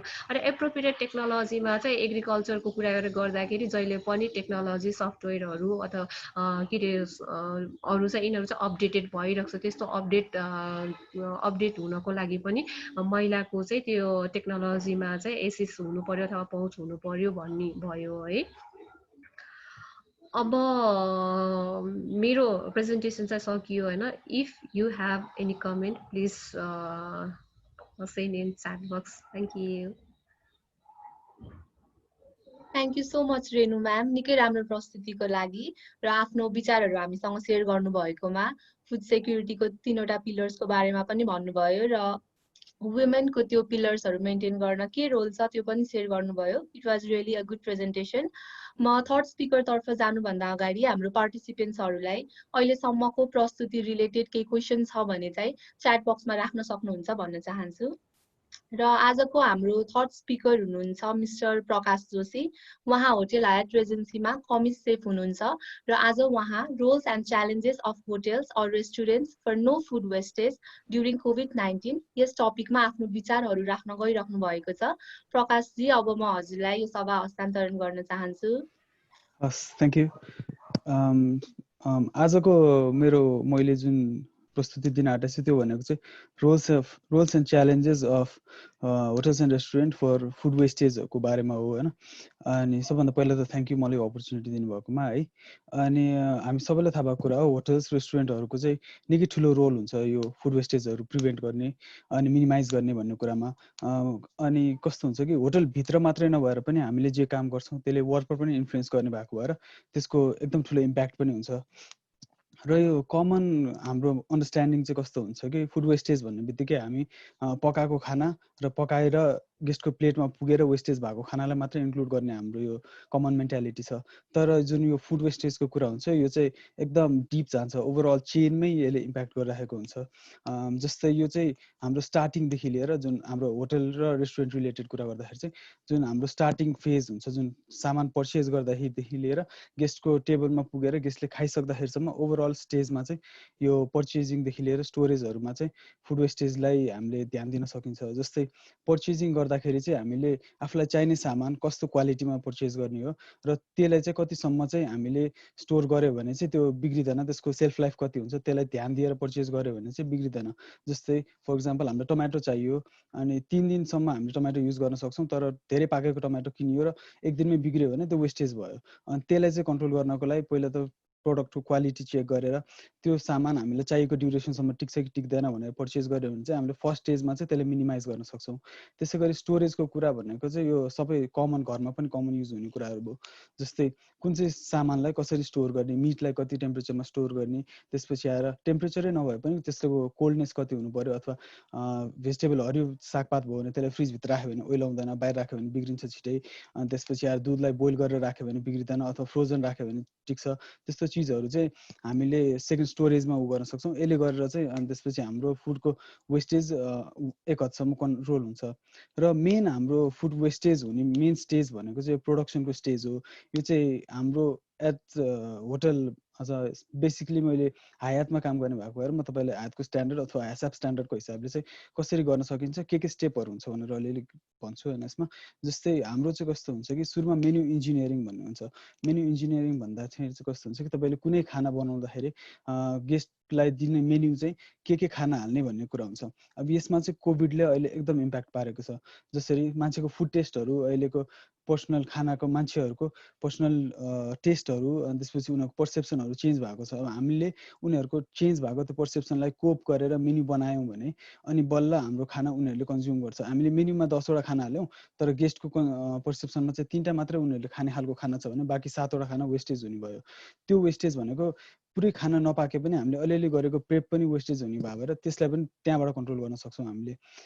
त्यसपछि आएर इल्ड म्यानेजमेन्ट भनेर भन्छौँ हामी. त्यो भनेको चाहिँ कुनै पनि खानालाई हामीले त्यसको अफकटहरू त्यसको जस्तै फर इक्जाम्पल क्यारट भनौँ, हामीले क्यारट किनेर ल्याउने बित्तिकै हामी पकाउँदैनौँ नि त, त्यसलाई हामी धुन्छौँ, त्यसको पिल गर्छौँ, त्यसको टप फाल्छौँ, बटम फाल्छौँ र बिचको जुन मेन युज गर्ने सामान हुन्छ त्यो भनेको चाहिँ हाम्रो इल्ड भयो. र बाँकी रहेको त्यो अफकटलाई कसरी म्यानेज गर्ने भन्ने कुराहरूले पनि हाम्रो वेस्टेज धेरै हदसम्म घटाउँछ. अनि इभन हामीले होटलमा कसरी युज गर्छौँ भन्दा क्यारेटहरू युज गऱ्यौँ, त्यसको मेन प्रोडक्ट युज गऱ्यौँ भने बचेको सामानहरूलाई स्टक बनाउने अथवा त्यसको सुपको लागि फ्लेभरिङ एजेन्टहरू युज गर्ने. त्यसरी चाहिँ हामीले त्यसको वेस्टेज एक हदसम्म लिमिट गर्न सक्छौँ। र अर्को भनेको चाहिँ त्यसको कुनै पनि खाना रियुज गर्न मिल्छ भने, जस्तै हामीले कुनै भेजिटेबल्सहरू पर्चेस गरौँ, त्यो भेजिटेबल्स चाहिने भन्दा बढी भयो, त्यसलाई चाहिँ कुनै मेन्यूमा आइटममा इन्क्लुड गरेर त्यसको वेस्टेज हुन नदिन त्यसलाई रियुज गर्न सकिन्छ। जस्तै राइस बढ्यो भने फ्राइड राइस, त्यो कमन जहाँ पनि चल्ने कुराहरू भयो होइन। अनि प्लस अर्को हाम्रो आयातमा हुने कुराहरू चाहिँ कस्तो हुन्छ कि हामी सिटहरू बनाउँछौँ, त्यसमा चाहिँ हामीले वेस्टेज कति भयो कसरी भनेर कन्ट्रोल गर्ने त्यो एउटा सिट मेकानिजम हुन्छ। त्यसमा चाहिँ हाम्रो वेस्टेज चाहिँ सेग्रिगेट भएर जान्छ। पहिला खाना बनाइसकेपछि अथवा केही पनि वेस्टेज भयो भने दुईटामा सेग्रिगेट हुन्छ, एउटा डिकम्पोजेबल, एउटा कुहिने, एउटा नकुहिने। अनि कुहिने फोहोर चाहिँ हाम्रो जहिले पनि वेट हुन्छ। अनि at the end of the day एउटा स्टेवार्डनको सिफ्टले त्यो वेट गर्छ र अनि त्यसपछि एउटा चार्टमा त्यो भर्छौँ हामी। अनि त्यो भरेपछि चाहिँ हामीलाई के आइडिया हुन्छ कि आज 5 केजी जस्तै हाम्रो स्ट्यान्डर्ड वेस्टेजको लिमिट हो भने, फर इक्जाम्पल 4 केजी भयो भने then we are doing good, that is better. But 6 KG भयो भने 6 केजी किन भयो त, हामी त्यसमा अरू अध्ययन गर्न सक्छौँ, त्यो वेस्टेजलाई कन्ट्रोल गर्न सक्छौँ। त्यसरी पनि हामीले वेस्टेजलाई उ गर्न सक्छौँ। अनि अर्को फाइनल स्टेज भनेको चाहिँ हाम्रो सर्भिसको कुरा आउँछ। सर्भिसमा चाहिँ कस्तो हुन्छ कि एज अ टिम हाम्रो होटल रेस्टुरेन्टतिर भनेको चाहिँ तपाईँको पर्चेजिङदेखि लिएर सर्भिसको सेफ वेटर सबैजना चाहिँ एज अ टिम भएर कम्बाइन भएर काम गऱ्यो भने चाहिँ वेस्टेजलाई धेरै मिनिमाइज गर्न सकिन्छ। अब कस्तो हुन्छ भन्दाखेरि तपाईँले कुनै पनि खाना पोर्सनिङ गर्दाखेरि एज अ टिम पोर्सनिङ गर्नुहुन्छ। मेन्यु इन्जिनियरिङ गर्दाखेरि कुनै पनि खानाको पोर्सन स्ट्यान्डर्ड साइज कति हुनुपर्छ भनेर एउटा नापतोल जस्तो एउटा मेकानिजम हुन्छ। त्यसमा चाहिँ हामी यति खाना हुनुपर्छ एकजनाको भागमा भन्ने हुन्छ। जस्तै सुप हाम्रो पर पर्सन 100 ml देखि 120 ml स्ट्यान्डर्ड साइज हो। अब थिक सुप छ भने त्यो 100 ml हुनसक्छ, थिन सुप छ भने 120 ml हुनसक्छ। खाना चाहिने भन्दा धेरै दियो भने गेस्टले खान सक्दैन र त्यो खेर जाने भयो नि त।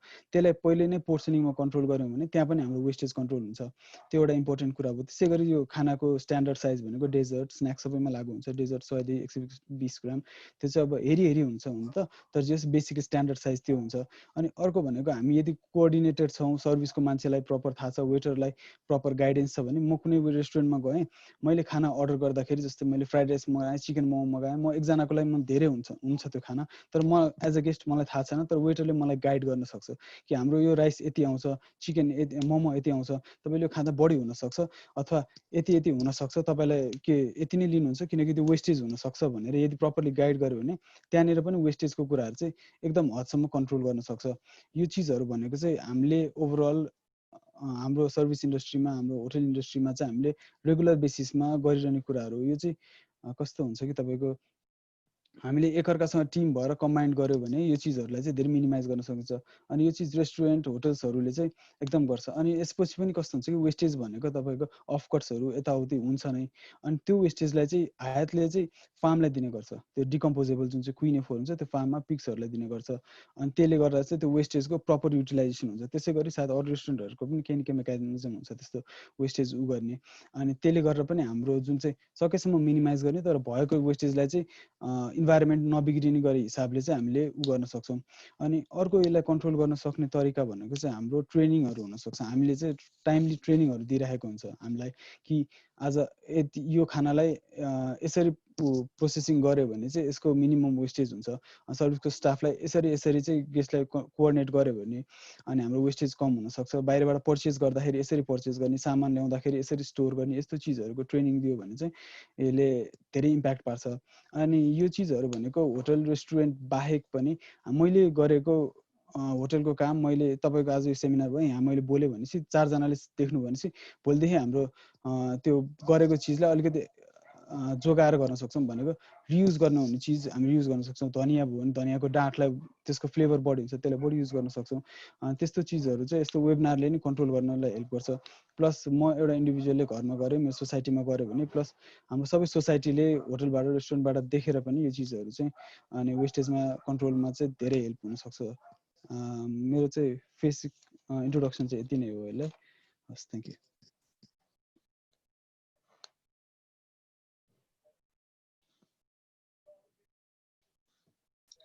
थ्याङ्क यू सो मच प्रकाशजी। फुड वेस्टेज कन्ट्रोलमा होटेल र रेस्टुरेन्ट्सहरूको के रोल छ भन्नुभएकोमा र रियुजको कुरा राख्नुभयो र अरू धेरै कुराहरू पनि हामीसँग सेयर गर्नुभएकोमा थ्याङ्क यू वान्स अगेन प्रकाशजी।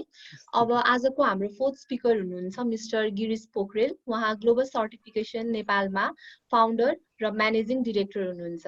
आज उहाँ COVID-19 and its effect on food safety यस टपिकमा आफ्नो विचारहरू प्रस्तुत गर्न गइरहनु भएको छ। गिरीशजी, अब म हजुरलाई यो सभा हस्तान्तरण गर्न चाहन्छु। धन्यवाद वर्षाजी। विशेष धन्यवाद हाम्रो सुनिजीलाई पनि यो अवसर प्रदान गरिदिनु भएकोमा। म स्लाइड सेयर गरौँ है।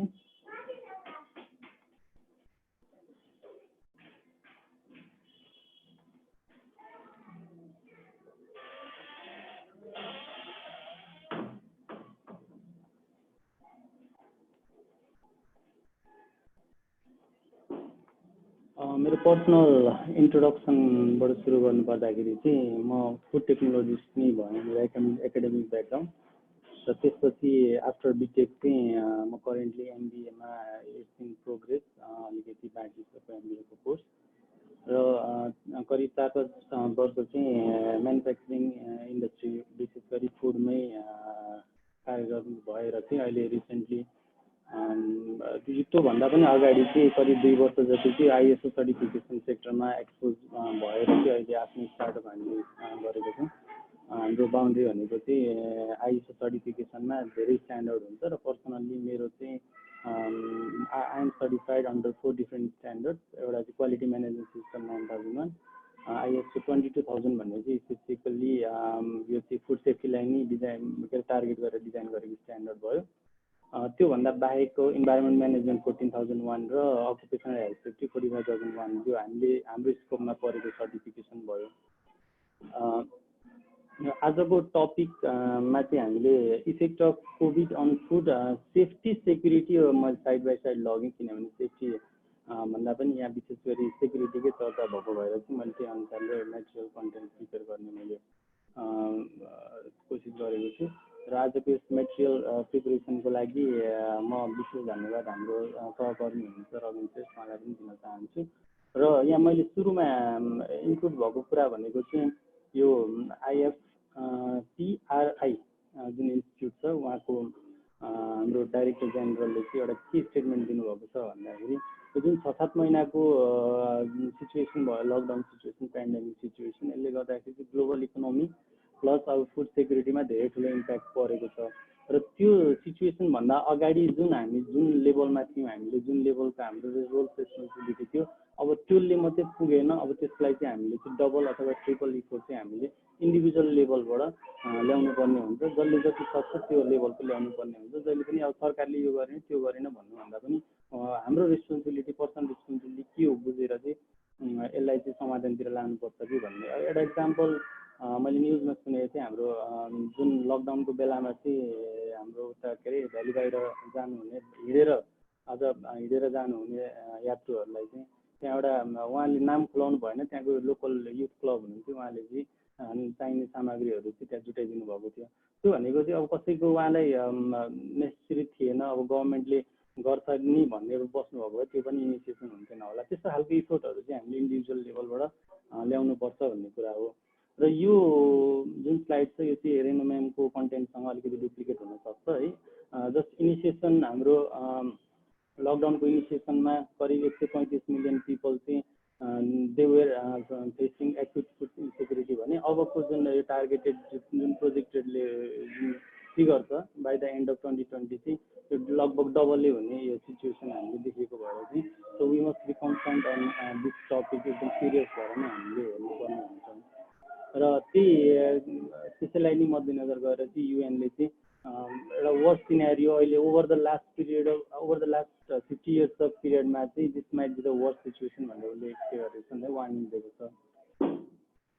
फुड सेक्युरिटी अघि म्यामले भने जस्तै सुरुमा चाहिँ के हुनु पर्यो भन्दाखेरि एभाइलेबिलिटी हुनु पर्यो, त्यसपछि सफिसियन्सी हुनु पर्यो हामीलाई एभाइलेबल भएको फुड, र त्यसबाट चाहिँ हाम्रो बडीले चाहिँ नेसेसरी डाइटहरू चाहिँ हामीले कन्ज्युम गर्नु के अरे बडीले एब्जर्भ गर्न सक्नु पर्यो। र त्यो भएन भने डेफिनेटली फुड इन्सेक्युरिटी हुन्छ। र फुड इन्सेक्युरिटीले चाहिँ एउटा हङ्गरलाई चाहिँ कसरी कन्ट्रिब्युट गर्छ भनेर एउटा यहाँ चेन राखेको छ हामीले है। सुरुमा चाहिँ जुन फुड इन्सेक्युरिटी भएपछि अब के खाने भनेर एउटा चिन्ता हुन्छ। अनि एक त मार्केटमा जुन त्यो लेभलको फुड सप्लाई सफिसियन्ट रूपमा नपुगेको भएर चाहिँ मान्छेले कम्प्रोमाइज गर्न थाल्छ कि एउटा मेन जुन हाम्रो क्वालिटी प्रोडक्ट नपाउँदाखेरि त्यसको सप्लिमेन्टमा अरू के युज गर्ने त जस्तै हामीले लकडाउनमै पनि हामीले देखेको कुराहरू चाहिँ चाउचाउ मध्येमा चाहिँ वाइवा चाहिँ चाँडै स्टक आउट भयो र त्यो सकिसकेपछि अरू अरू चाउचाउहरू चाहिँ मार्केटमा अलिअलि प्ले गर्ने ठाउँ पाएको थियो। आइएम नट मिनिङ अलिकति बायस पनि भएको होइन कि वाइवा चाहिँ फुड सेफ्टीसँग एकदम राम्रो क्वालिटी प्रोडक्ट हो र अरू चाहिँ होइन भन्ने कुरा चाहिँ होइन। तर के हुन्छ भने मान्छेले कम्प्रोमाइज गर्न थाल्छ सकेसम्म चाहिँ क्वालिटी, किनभने चौधरी ग्रुप मल्टिनेसनल कम्पनी भएको भएर त्यहाँबाट उत्पादन हुने जुन अब आइएसओ सर्टिफाइड कम्पनी पनि हो। हाम्रो एस्युरेन्स चाहिँ के हुन्छ भने द फुड त्यो त्यहाँबाट बनेको म्यानुफ्याक्चर भएको फुड चाहिँ क्वालिटीको हुन्छ भन्ने छ। र त्योभन्दा बाहेक हामीले कम्प्रोमाइज गरेर केही खानु पर्यो भने चाहिँ त्यो लेभलमा जान सक्छ भनेर चाहिँ हो। अर्को कुरो यो जुन पेन्डेमिकले गर्दाखेरि चाहिँ फुड इन्सेक्युरिटी भन्दा पनि अब इन्डस्ट्रियल सेक्टरबाट हेर्नु पर्दाखेरि कति इम्प्लोइजहरू ले अफ भएको छन्, कति अझ होटल यो टुरिज्म सेक्टरहरूमा त पुरै ड्रास्टिकल्ली नै रिड्युस भएको छ। त्योमाथि अब मल्टिनेसनल कम्पनी यो फुड सेक्टरकै कम्पनीहरूमा पनि धेरै इम्प्लोइजहरू ले अफ गर्यो। ले अफै नगरे पनि इम्प्लोइहरूलाई चाहिँ स्यालेरी कट अफ गर्ने अथवा स्यालेरी चाहिँ नदिने त्यस्तो खालको सिचुएसनहरू धेरै आयो। र त्यसको इम्प्याक्ट भनेको चाहिँ उनीहरूको डे टु डे लाइफमा चाहिँ जुन इकोनोमिक डाउनफल हुन्छ त्यसको इम्प्याक्ट त्यहाँ देखिन्छ। र त्यो गर्दाखेरि चाहिँ अब मान्छेले 2 छाक खाँदैछन् भने अब 1 छाकमा झर्ने हो।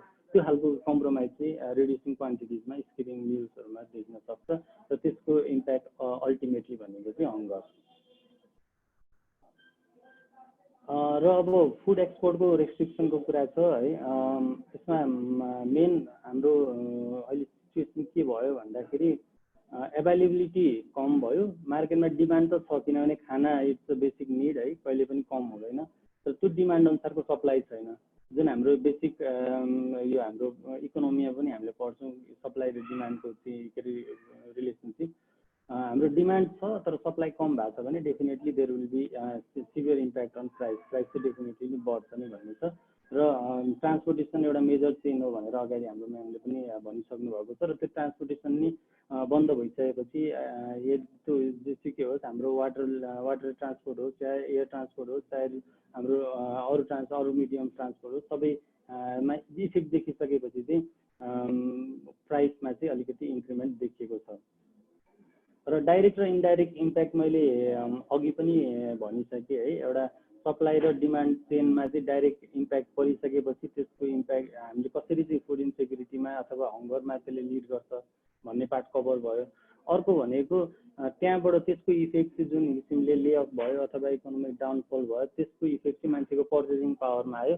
पर्चेजिङ पावर के अरे विकन हुँदै गइसकेपछि चाहिँ उनीहरूले चाहिँ कम्प्रोमाइज गर्दै गएपछि अल्टिमेटली यसले हङ्गरतिर कन्ट्रिब्युट गर्छ भन्ने छ। र अब सँगसँगै अरू कतिपय कुराहरू त अघि म्यामले पनि यहाँ गरिसक्नु भएको छ। जस्तै हाम्रो एग्रिकल्चरल प्रोडक्टहरू जुन फार्मिङ भएर निस्किसकेको प्रोडक्टहरू चाहिँ ट्रान्सपोर्टेसनले गर्दाखेरि चाहिँ अल्टिमेट इन कन्ज्युमरसम्म नपुग्दाखेरि त्यो फुड चाहिँ वेस्टेज भएको केसेसहरू हामीले धेरै सुनिसक्यौँ अगाडिको कन्टेन्टमा। र त्यो सँगसँगै मैले यहाँ जोड्न खोजेको कुरा चाहिँ हाम्रो ग्रोसरीको प्राइसहरू।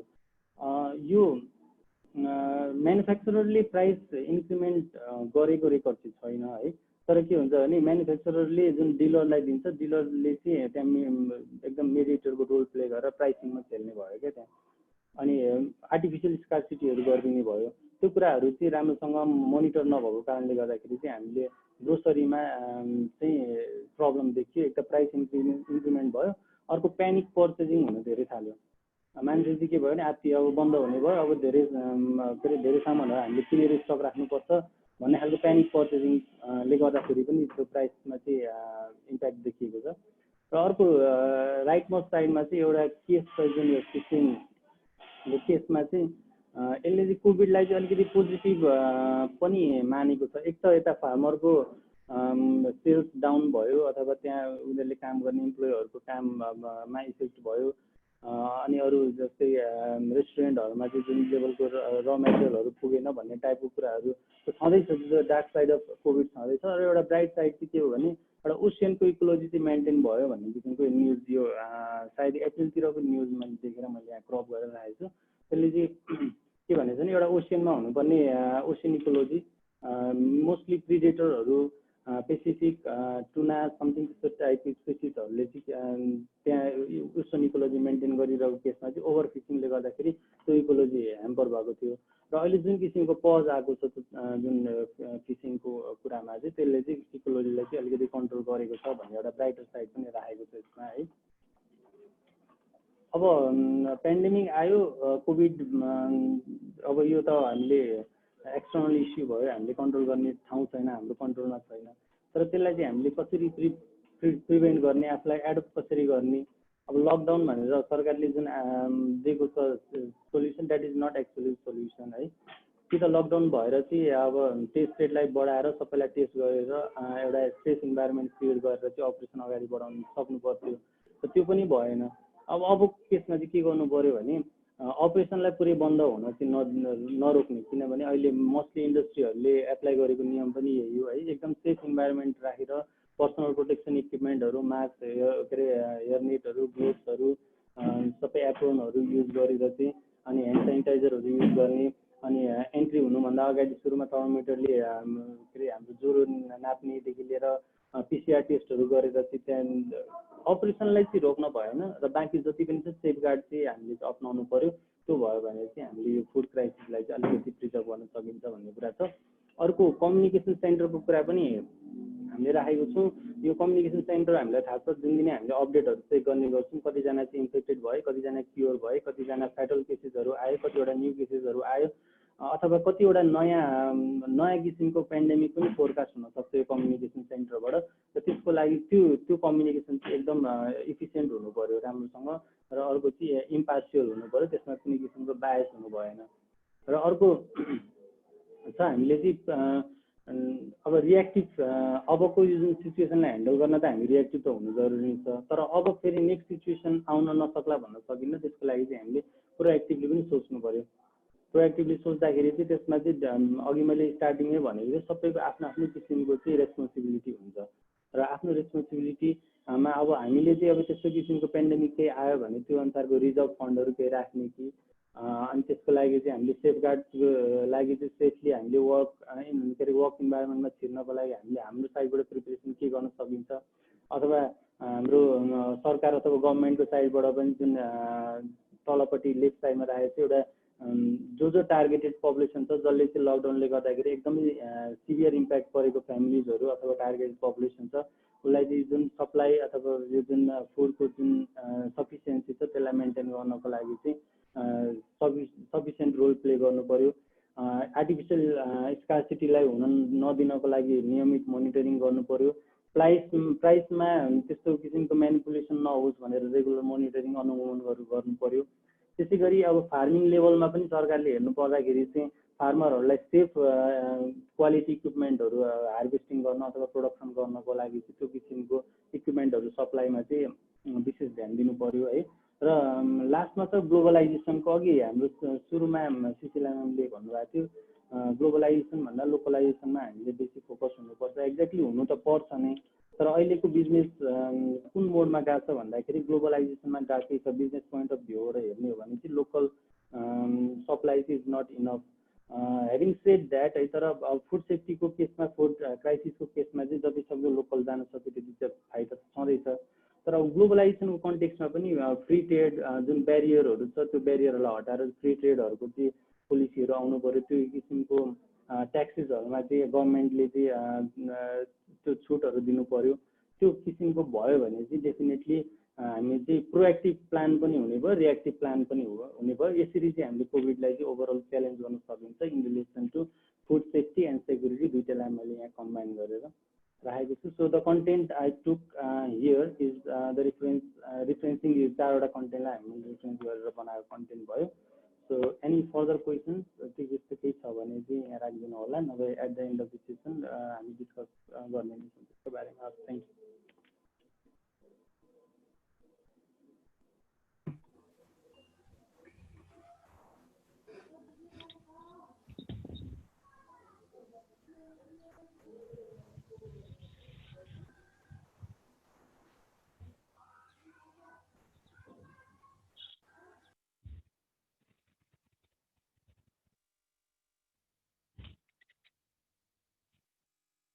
Thank you so much, Kirishji, for your wonderful presentation. हजुरले फुड सेक्युरिटी र फुड इनसेक्युरिटीको कुराहरू राखिदिनु भयो. Thank you so much.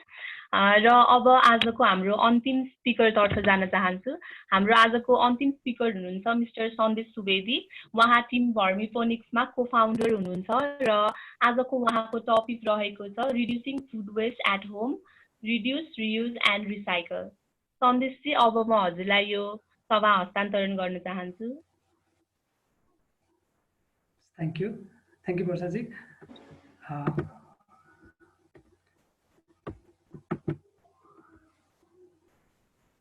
Okay, सबैजनालाई नमस्ते. मेरो नाम चाहिँ सन्देश Subedi. I'm an agriculture graduate and I'm a co-founder of Team Vermiponics. First of all, चाहिँ यो Vermiponics भन्ने वर्ड धेरैलाई नयाँ लाग्न सक्छ, अलिकति फ्यान्सी पनि लाग्न सक्दछ. यो चाहिँ यसको बारेमा थोरै भन्न चाहे. Team Vermiponics is an agriculture startup. हामी चाहिँ रिजनरेटिभ एग्रिकल्चर कसरी चाहिँ सोइल बनाउन सकिन्छ भन्ने चाहिँ हामीले कामहरू गर्छ हैन. त्यसको अलावा चाहिँ यो सोलिड वेस्ट म्यानेजमेन्टतिर अनि सोइललेस एग्रिकल्चरतिर पनि हामीले काम गरिरहेको छौँ. ओके, सो मलाई यो पिक्चर एकदमै मनपर्ने पिक्चर हो यो र मेरो यो वालपेपर पनि हो फोनमा. किनभने every time when I open my phone मलाई चाहिँ एउटा केही कुरा रेस्पोन्सिबिलिटी फिल गराइरहेको हुन्छ. त्यो म यसपछि भन्ने नै छु त्यो कुरा. र हुँदाहुँदै हामी चाहिँ अहिले एकदम यो लिनियर इकोनोमीमा गइरहेको छ. हामीले चाहिँ प्रत्येक स्टेपबाट जस्तो हामीले चाहिँ यति धेरै वेस्टहरू मात्र प्रड्युस गर्नको लागि चाहिँ हामी एकदम इन्क्लाइन भइरहेको छौँ. जस्तो हामीले रिसोर्स एक्सट्र्याक्सन कुनै पनि कुरा बन्ने बेलामा त्यसमा हुने वेस्टहरू अनि त्यो सिरियल ट्रान्सपोर्टेसनको कुराहरू अनि र फाइनल कन्जम्सन हुने बेलासम्म चाहिँ त्यो बिचमा यति धेरै साइकलहरू हुँदै जान्छ र त्यो सबै साइकलहरूबाट चाहिँ खालि हामीले वेस्ट मात्र प्रड्युस गर्न खोजिरहेको छौँ र भइरहेको पनि छ. र यो चाहिँ एउटा पिक्चर जस्तो हामीले यहाँ देख्न सकिन्छ सबै प्रकारको फोहोरहरू जस्तो यो हाम्रो मेजर सिटीहरूमा देखिरहने हो. यो चाहिँ चितवनको जस्तो लाग्छ मलाई. र अहिले एडिबीले गरेको एउटा नयाँ सर्वेको अनुसार चाहिँ के भन्दो रहेछ भन्दाखेरि 56% चाहिँ हामीले गर्ने फोहोरहरू चाहिँ यो अर्ग्यानिक वेस्टहरू, अर्ग्यानिक नभनौँ डिकम्पोजेबल वेस्टहरू हुन्छ. त्यसै गरी 16% प्लास्टिक वेस्ट, 16% पेपर वेस्टहरू र अरू मेटल लगायत अन्य वेस्टहरू लिड जस्ता वेस्टहरू चाहिँ हामीले निकालिरहेको छौँ भनेर चाहिँ देखिरहेको अवस्था छ. र अर्को एउटा यो पिक्चर एकदमै दया लाग्दो पिक्चर देख्छु मैले चाहिँ. यो चाहिँ हामी रिलिजियसली छौँ कि हामीले त्यो फुलहरू अनि यो इभन सबै कुराहरूलाई लगेर एकै ठाउँमा फालिरहेको छौँ. यो कुराले एकातिर फोहोर त निम्ताइरहेको छ, वेस्टहरू त बढाइ नै रहेको छ होइन. र त्यसले चाहिँ लङ टर्ममा केमा इफेक्ट गरिरहेको छ भन्दाखेरि चाहिँ यसमा इम्प्याक्ट गरिरहेको छ. त्यो भनेको हाम्रो सोइल एकदमै बिग्रिँदो छ कि हामीले जे जति कामहरू अहिले गर्छौँ जस्तो मेजर अब 3R को कुरा गरिरहेको छौँ हामी होइन. कुरा गर्दाखेरि हामीले त्यो प्लास्टिक वेस्टलाई हामीले नेग्लेक्ट गर्नै मिल्दैन. त्यो सबै गएर बस्ने भनेको सोइलमै हो. सो हामीले चाहिँ सोइललाई एकदमै बिगारिरहेको अवस्था छ. र यो मैले समअप गर्दाखेरि चाहिँ 3वटा पिक्चर राखेर चाहिँ हाम्रो प्रब्लमहरूलाई चाहिँ समअप गरेको छु. र अब सल्युसन चाहिँ के हुनसक्छ त एउटा सिम्पल र हाम्रो एउटा हामी आफैमा एउटा एग्रिकल्चर स्टार्टअप भएको भएर चाहिँ हामीले के कस्तो कुरा सल्युसन निकाल्नको लागि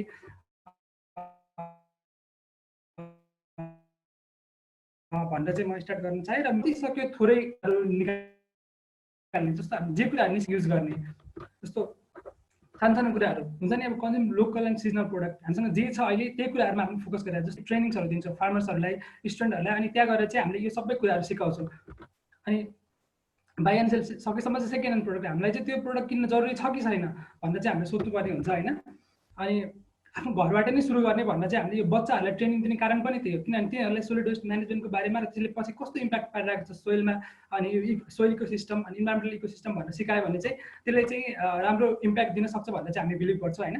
अनि सकेसम्म आफ्नो घरलाई चाहिँ मोर सस्टेनेबल बनाउनतिर फोकस गर्नुपर्छ. ओके, यो सबै कुराहरू त एउटा जेनरल कुराहरू भयो होइन. र मलाई दिनुभएको छ 3R भनेर रिड्युस, एकदम सकेसम्म कम युज गर्ने. यो चाहिँ म रामपुर फरेस्ट युनिभर्सिटीमा एग्रिकल्चर पढ्दै गर्दाखेरि चाहिँ खानाहरू आफै बनाउने अनि त्यति बेला चाहिँ अब मलाई बिस्तारै क्लाइमेटतिर इन्ट्रेस्ट हुँदै गर्दाखेरि चाहिँ एउटा इको फ्रेन्डली ब्याग लिएर चाहिँ म तरकारीहरू लिन जान चाहिँ एकदम अर्कै लाग्थ्यो. त्यो ठुलो ब्याग लिएर सबै तरकारी एकै ठाउँमा हालिदिनको लागि. अनि त्यही भएर जब रात पऱ्यो त्यसपछि मात्र हिँड्ने गर्थेँ होइन. तर पछि बिस्तारै के कुरा फिल हुन थाल्यो भन्दाखेरि होइन यो कुरा त लुगाउने कुरा भन्दा पनि देखाउने कुरा चाहिँ हो जस्तो लाग्यो. अनि त्यो कुरालाई कन्टिन्यू धेरै समयसम्म कन्टिन्यू गरेँ. अनि मेरो रुम पार्टनरहरूले पनि सिकेर त्यसलाई चाहिँ एउटा सानो क्याम्पेन बनाएर मेरो क्लाइमेट क्याम्पेन बनाएर चाहिँ हामीले त्यसरी स्टार्ट पनि गरेका थियौँ.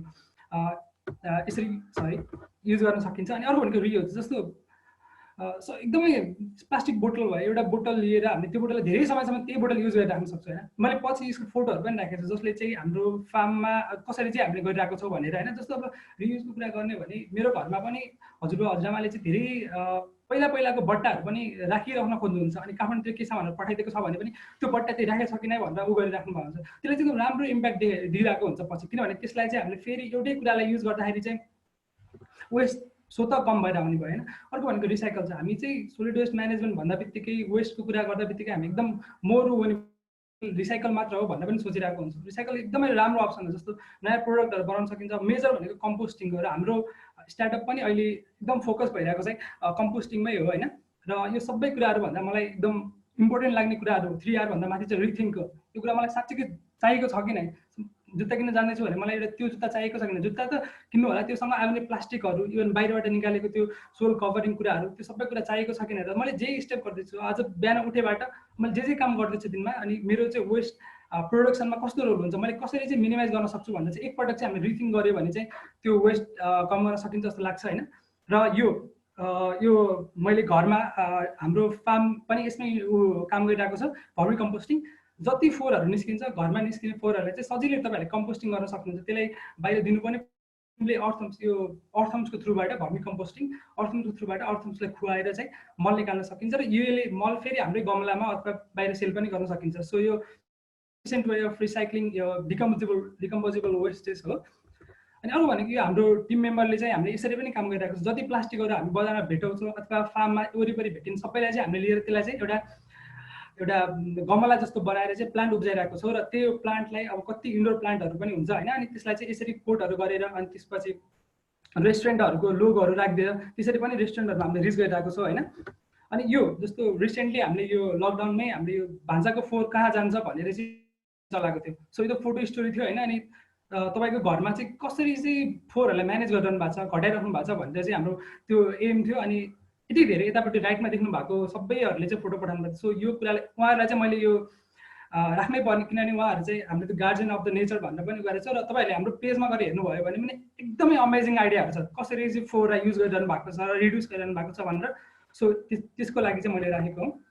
अनि अर्को कुरा भनेको यो राइटतिर देख्न सक्नुहुन्छ त्यो हिल ट्याग त्यो एउटा फुटिसकेको ट्याङ्की यतिकै हाम्रो युनिभर्सिटीमा फालिरहेको अवस्थामा चाहिँ हामीले त्यसलाई लगेर एउटा भर्मी कम्पोस्टिङ बेडको रूपमा चाहिँ युज गरेका थियौँ। तलपट्टिबाट चाहिँ फोहोरहरू राखिदिएर अनि त्यसमा माथिबाट अर्थम्सहरू राखिदिएर अहिले पनि यो चलिरहेको अवस्था छ र यसबाट हामीले मलहरू हार्भेस्ट गरिरहेको छौँ। र यता लेफ्टमा देखिरहनु भएको चाहिँ प्लास्टिकको बोतललाई पनि हामीले त्यो कोक होइन त्यो देखिरहनु भएको कालो त्यो चाहिँ भर्मी लिक्विड हो। त्यो चाहिँ अर्थम्सको निकालेको रस हो। अर्थम्सबाट मल बन्दै गर्दाखेरि चाहिँ निस्किने रस हो। त्यसलाई चाहिँ हामीले यसरी यो भर्मी लिक्विड पनि सेल गरिरहेको र प्लान्टहरूमा चाहिँ युज गरिरहेको कन्डिसन छ।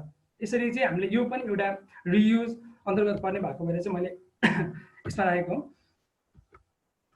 अर्को जो तपाईँले त्यो देख्नु भएको छ त्यो प्लास्टिक त्यो लिटरली हाम्रो जुब्ली पार्क भन्ने बाट चाहिँ त्यो चियापानहरू सकिसकेपछि फालेको कपलाई चाहिँ लिएर यसरी चाहिँ हामीले यो हाइड्रोपोनिकल्ली यो प्लान्टहरू ग्रो गर्नको लागि एउटा एन्करेज एउटा अड्याउनको लागि युज गरेको एउटा मिडियाको रूपमा चाहिँ युज गरेको छ। र त्यो बिचमा देखिरहनु भएको सेतो सेतो त्यो कतिपय त्यहाँ प्लास्टिकको गुच्छाहरू पनि छ जो हामीले प्लास्टिकहरू भेटाएको त्यसलाई चाहिँ उ गरेर त्यो भित्र राखेर खालि त्यसले के भयो जति सानो बनाए त्यति एरिएसनमा पनि राम्रो हुने भएको भएर चाहिँ यसरी पनि हामीले युज गरिरहेको अवस्था छ। र यो हाम्रो स्टार्टअप नै यसरी चलिरहेको छ। सबै वेस्टहरूलाई जस्तो इभन फोहोरहरू अब गल्ने सड्ने सबै कुहिने फोहोरहरूलाई चाहिँ हामीले कम्पोस्टिङको थ्रुबाट म्यानेज गरिरहेको छौँ भने अरू प्लास्टिक पेपरहरू अरू जे जस्तो देख्छ प्लास्टिकहरूलाई चाहिँ भर्मी बेड बनाएर तलपट्टिबाट ओछ्याएर युज गरिरहेको छौँ भने जसरी हुन्छ युज गर्ने एउटै उमा भन्दा चाहिँ हामीले हाम्रो टिम भर्मी स्टार्ट चाहिँ यसरी चलिरहेको पनि छ।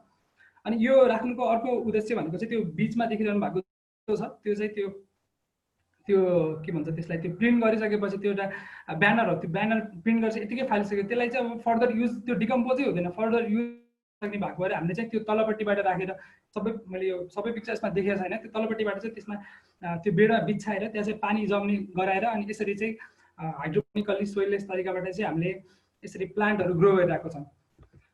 अनि सो एकदम धेरै कुराहरू थियो जस्तो 3R मा भन्नुपर्ने कुराहरू हजुर अब सबै कुराहरू हामीले उ गरिरहनु भएकै हो थाहा भइरहेको कुरा हो। तर म चाहिँ केमा बिलिभ गर्छु भन्दाखेरि हामीले चाहिँ सानोभन्दा सानो स्टेप चाहिँ आफ्नो तर्फबाट के लिइरहेको छौँ भन्ने कुराले चाहिँ एकदमै धेरै डिटर्माइन गर्छ। किनभने मैले त्यो एउटा मात्र प्लास्टिक हटाउने कारणले गर्दा प्लास्टिक कम युज गर्ने एउटा इको फ्रेन्डली ब्याग लिएर हिँड्ने कारणले गर्दाखेरि चाहिँ मेरो रुम पार्टनरदेखि लिएर हामीले एउटा कलेजमै एउटा क्याम्पेन स्टार्ट गरेर चलाइरहेको थियौँ। सो एउटा सानो स्टेप चाहिँ तपाईँहरूको लागि तपाईँहरूले लिनुभयो भने चाहिँ सोलिड वेस्ट म्यानेजमेन्ट र वेस्ट रिडक्सनमा चाहिँ ठुलो भूमिका खेल्न सक्छ भन्दै म अहिले चाहिँ मेरो यही इन गर्न चाहन्छु। Thank you. Thank you so much, Sandesh ji, for your wonderful interesting presentation हजुरले रिड्युस रियुज रिसाइकलको साथसाथै रिथिङको कुरा पनि राख्नुभयो र अब हाम्रो 5 जना स्पिकर्सहरूको प्रस्तुति सकिसकेको छ र म दोस्रो सेसनतिर जान चाहन्छु त्यो क्वेसन एन्सर सेसन सो हाम्रो पार्टिसिपेन्ट्सहरूसँग कुनै क्वेसन छ भने हजुरहरूले माइक अन गरेर पनि सोध्न सक्नुहुन्छ अथवा च्याट बक्समा पनि ड्रप गर्न सक्नुहुन्छ र अघि नै मैले एक दुईवटा क्वेसन चाहिँ देखिरहेको थिएँ तर बिचमा म डिस्कनेक्ट भएको भएर now I cannot C those questions so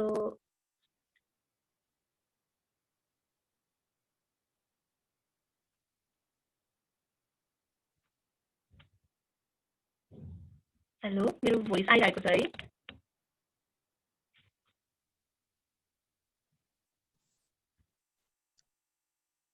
आइरहेको छ हजुर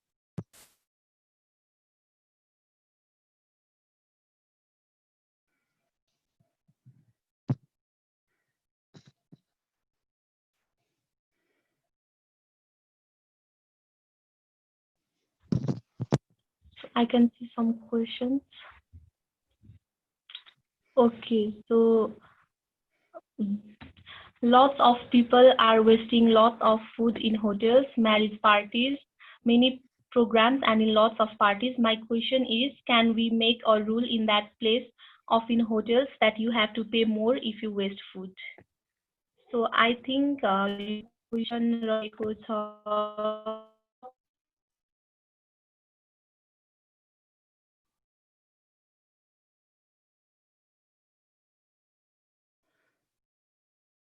प्रकाशजीको लागि सो हजुर thank you for the question so त्यो यसकोमा चाहिँ कस्तो हुन्छ कि हाम्रो होटलमा चाहिँ तपाईँको कुनै पनि पार्टीहरू केही गर्नु पर्यो भने चाहिँ हामीले होटललाई चाहिँ अफर गर्छौँ मेरो यति चाहिँ कन्फर्म गेस्ट हुन्छ अनि यति चाहिँ एक्सपेक्टेड गेस्ट हुन्छ भनेर जस्तै 100 जना कन्फर्म गेस्ट हुन्छ र 120 एक्सपेक्टेड गेस्ट हुन्छ भनेर अनि हामीले चाहिँ एज अ होटलले चाहिँ 120 गेस्टको लागि खाना बनाउँछौँ किनकि 120 सम्म आउन सक्छ भनेर अनि गेस्टले चाहिँ 100% पोर्सनको चाहिँ उनीहरूले कम्पलसरी पे गर्नुपर्छ र बाइ चान्स तपाईँको 120 को एभरेज 100 बाट 120 आयो भने कम्प्लिटली उसले पे गर्ने भयो तर यदि 100 मात्र आयो भने त्यो 20 जनाको खाना चाहिँ अभियसली वेस्ट नै हुन्छ है र यसको लागि उहाँले भन्नुभयो जस्तो हामीले पोर पिपललाई दिनको लागि चाहिँ होटलको साइडबाट चाहिँ कस्तो हुन्छ कि एकचोटि हामीले होटलमा यो कुरा राखेका थियौँ कस्तो हुन्छ कि होटलले यदि कुनै अर्फनेजलाई हामीले पकाएको अथवा बढी भएको खाना दियौँ भने त्यसको पोजिटिभ इम्प्याक्ट त उहाँहरूको पेटभरि नै उहाँहरूलाई राम्रो हुने त छँदैन छ तर नेगेटिभ इम्प्याक्ट कस्तो भइदिन सक्छ कि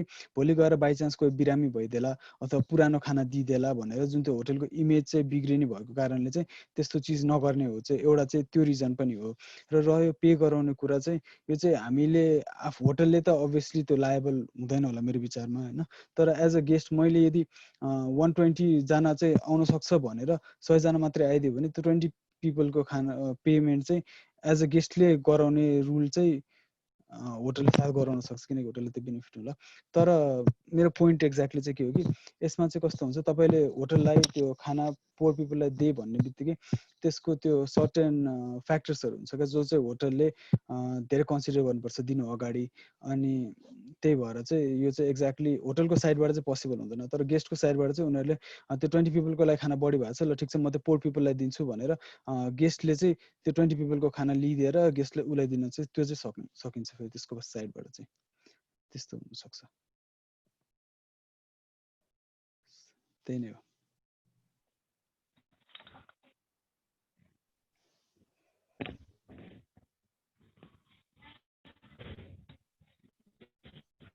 So thank you so much Prakashji for your answer and Saji for your question.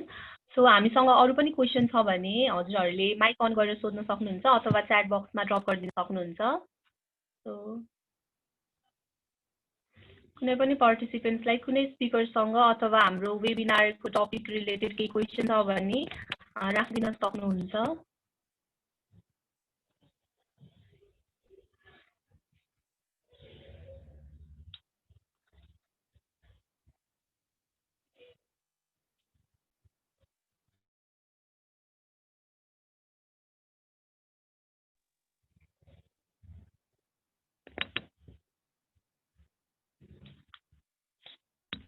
Hello म एउटा क्वेसन सोध्छु है त हाम्रो सन्देशजीलाई हैन हुन त जेनरल क्वेसन नै हो अब हाम्रो अल्टरनेट सल्युसन के छ त अब यो प्लास्टिक ब्याग्सहरु हटाएर अब अरु पनि छ हैन तर बेटर सल्युसन यो हाम्रो प्लास्टिकलाई चाहिँ हटाएर अरु चाहिँ हामीले के गर्न सक्छौं यो अहिले इमिडिएटली हैन हामीले चाहिँ यो हाम्रो कन्ट्रीमा हाम्रो कम्युनिटीमा चाहिँ हामीले कस्तो चेन्जेस ल्याउन सक्छौं I know there are many some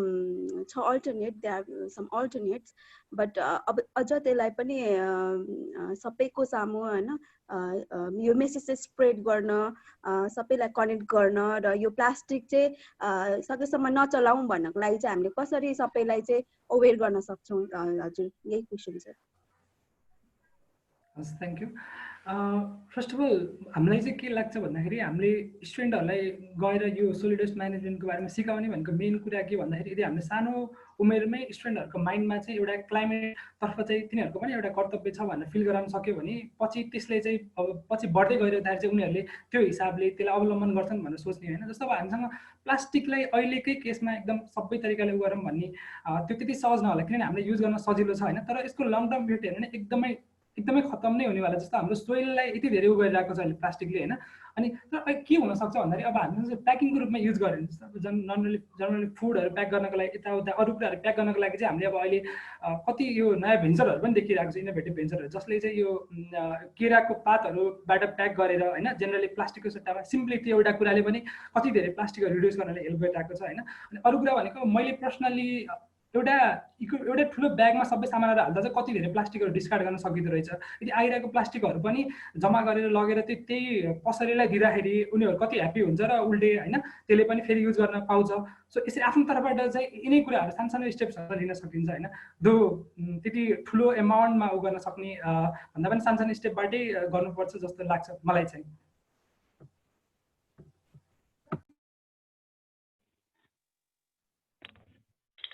Thank you so much, Soniji, for your question and Sandeshji for your answers. So, हाम्रो अरु पार्टिसिपेन्ट्सहरुसँग पनि कुनै क्वेशन छ भने हजुरहरुले सोध्न सक्नुहुन्छ अथवा च्याट बक्समा ड्रप गर्न सक्नुहुन्छ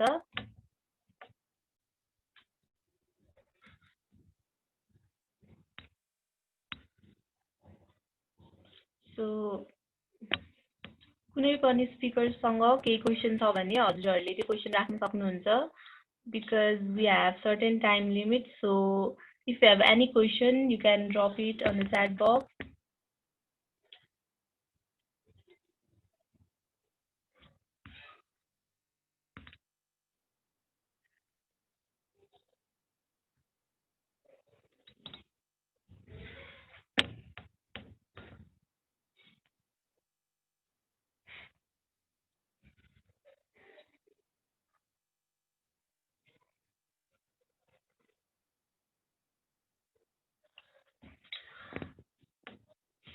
सायद आज हाम्रो क्वेशन खासै धेरै आएको छैन प्रस्तुतिमै सबै कुरा क्लियर भएको भएर पनि होला सो अब हामी समयलाई ध्यानमा राख्दै अर्को सेसनतिर मुभ हुन चाहन्छु सो हाम्रो निमन्त्रणा स्वीकार गरेर आफ्नो अमूल्य समय दिएर आउनु भएको सबै स्पिकर्सहरुलाई यस प्रोग्राम रिलेटेड केही फाइनल कमेन्ट्स छ भने राख्दिनु हुन अनुरोध गर्दछु हाम्रो यस आजको वेबिनार अथवा हाम्रो अर्गनाइजेसन रिलेटेड कुनै फाइनल कमेन्ट्स छ भने दिन सक्नुहुन्छ सो फर्स्टमा चाहिँ म अघिकै अर्डरमा जान्छु फर्स्टमा चाहिँ सिलसिला जीलाई नै सोध्न चाहन्छु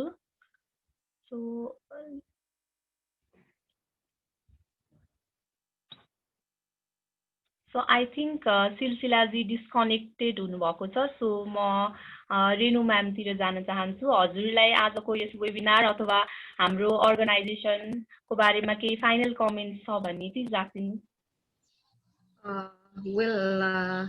I have only one comment है तपाईहरुले सिलेक्ट गर्नुभएको कन्टेन्टहरु चाहिँ असाध्यै राम्रो छ प्लिज म्यानेज योर टाइम हैन अनि अब जस्तो मेरै कन्टेन्टको कुरा गर्नुभयो भने फुड सिक्युरिटी यसै आउँदैन है त्यो कन्टेन्टलाई चाहिँ तपाईको एग्रिकल्चर प्रोडक्सन देखि लिएर बालीदेखि थालीसम्म के फार्म टु फर्क मा गएपछि बल्ल फुड सिक्युरिटीको कुरा आउँछ हैन।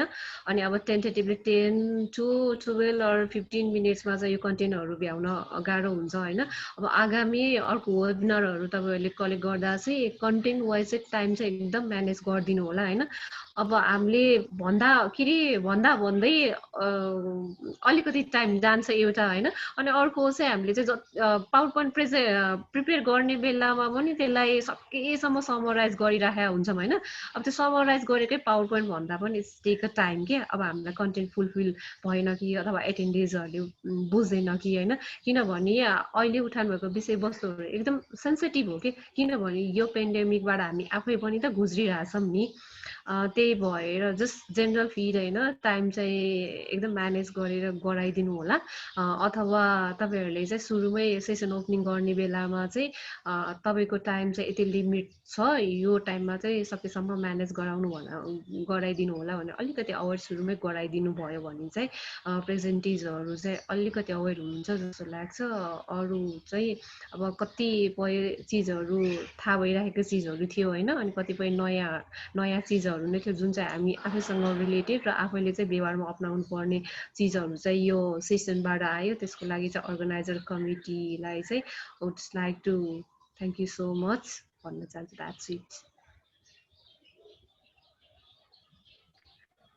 Thank you so much Renu ma'am. आगामी दिनहरूमा हामीले कुरा याद राख्नेछौँ। सो अब म मिस्टर प्रकाश जोशीलाई यस वेबिनार अथवा हाम्रो अर्गनाइजेसनको केही फाइनल कमेन्ट छ भने राखिदिनु हुन अनुरोध गर्न चाहन्छु। प्रकाश सर। हस्, थ्याङ्क यू सो मच आजको यो एक्सपिरियन्सको लागि है। This was my first time अनि I got to learn a lot from everybody. अनि थ्याङ्क यू सो मच। यसले मलाई मात्रै नभएर यो ओभरअल हाम्रो यो कम्युनिटीलाई पनि धेरै हेल्प भइरहेछ। सबैजनाले धेरै चिज सिक्न पायौँ। So thank you. त्यति नै हो मेरो। हस्, thank you. Thank you so much प्रकाशजी। सो अब गिरिशजी, हजुरलाई आजको यस वेबिनारसँग केही फाइनल कमेन्ट्स दिनु छ भने प्लिज राखिदिन सक्नुहुन्छ। धन्यवाद वर्षाजी। फर्स्ट अफ अल त यो अपर्च्युनिटीको लागि हाम्रो आयोजक अर्गनाइजेसनलाई विशेष धन्यवाद पनि दिन चाहन्छु।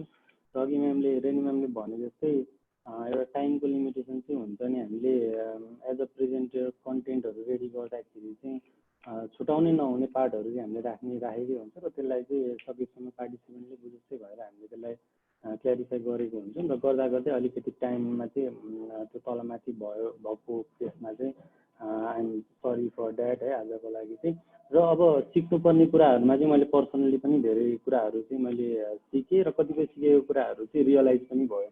कतिपय कुरा थाहा भएको कुरा हुन्छ, थाहा भएको कुरा चाहिँ रियलाइज गर्नुपर्ने हुन्छ, नयाँ कुरा सिक्नुपर्ने हुन्छ। जस्तै सन्देशजीले भनेको कुराहरू जुन प्लास्टिकको कुरा 3 आवर्सको कुराहरू हामीलाई थाहा भएको कुराहरू पनि हामीले चाहिँ यदि हाम्रो लेभलबाट मलाई एउटा सानो एक्जाम्पलले एकदम इफेक्टिभ लाग्यो क्या। हामीले एउटा ठुलो झोला लिएर जाने र सानो झोलाहरूको एकदम कन्जम्सन घट्यो। कन्जम्सन घटिसकेपछि हामीले त्यतिमा मात्रै सीमित नभएर हामीले युज गरेको प्लास्टिक फेरि रिटर्न टु सपकिपरलाई दियौँ भने त्यो कन्जम्सन अझ घट्यो। त्यो अब हेर्दा सुन्दाखेरि एकदम सामान्य लाग्न सक्छ, तर हामीले चाहिँ रियलाइज नगरेको पार्टहरू भयो। त्यस्तै पार्टहरूमा चाहिँ अब अरू हाम्रो स्पिकरहरूले दिनुभयो। विशेष गरी म कनेक्ट भएँ हाम्रो हायस रेजिडेन्सी बोय कमिटी हुनुहुन्छ, उहाँले भनेको कुराहरूमा। किनभने हाम्रो लगभग सेक्टर फ्यामिलियरै भएको हो। उहाँले पनि एसएफको सिस्टमहरू लागू गर्नुहुन्छ होटलमा। म के अरे आइएसओ सर्टिफिकेसन बडी म्यानेज गरिरहेको केसमा चाहिँ एसएफको ट्रेनर पनि हो म।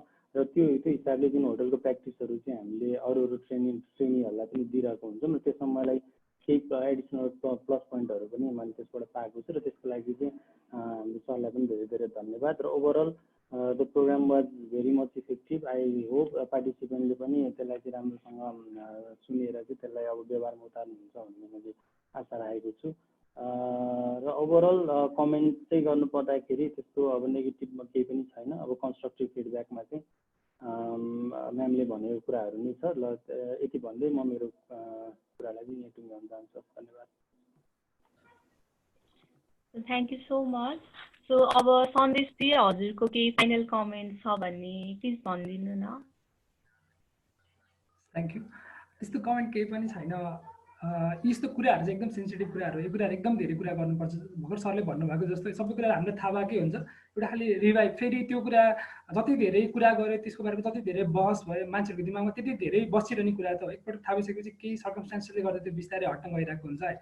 सो यस्तो कुराहरू चाहिँ एकदमै धेरै कुराहरू उठाउन जरुरी छ यस्तो कुराहरू होइन। अनि मेन कुरा भनेको चाहिँ आफ्नो तर्फबाट हुने सानोभन्दा सानो स्टेप्सहरू लिन चाहिँ हामी कन्जुसाइ गरेन भने चाहिँ त्यो कुनै न कुनै लेभलमा चाहिँ हामीले इन्भाइरोमेन्टलाई यो इकोसिस्टमलाई सोइल इकोसिस्टमलाई कन्ट्रिब्युट गर्न सक्छौँ जस्तो लाग्छ।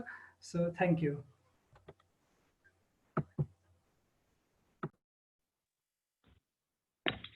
So thank you so much सन्देशजी। अब हामी यस कार्यक्रमको यस वेबिनारको अन्त्यतिर आइसक्यौँ र क्लोजिङ सेसनतिर जानुभन्दा अगाडि म वाइफिटको member of board of director miss Sonika पौडेललाई आफ्नो सिन्थेसिस अथवा कल फर एक्सनको लागि केही भनिदिनु हुन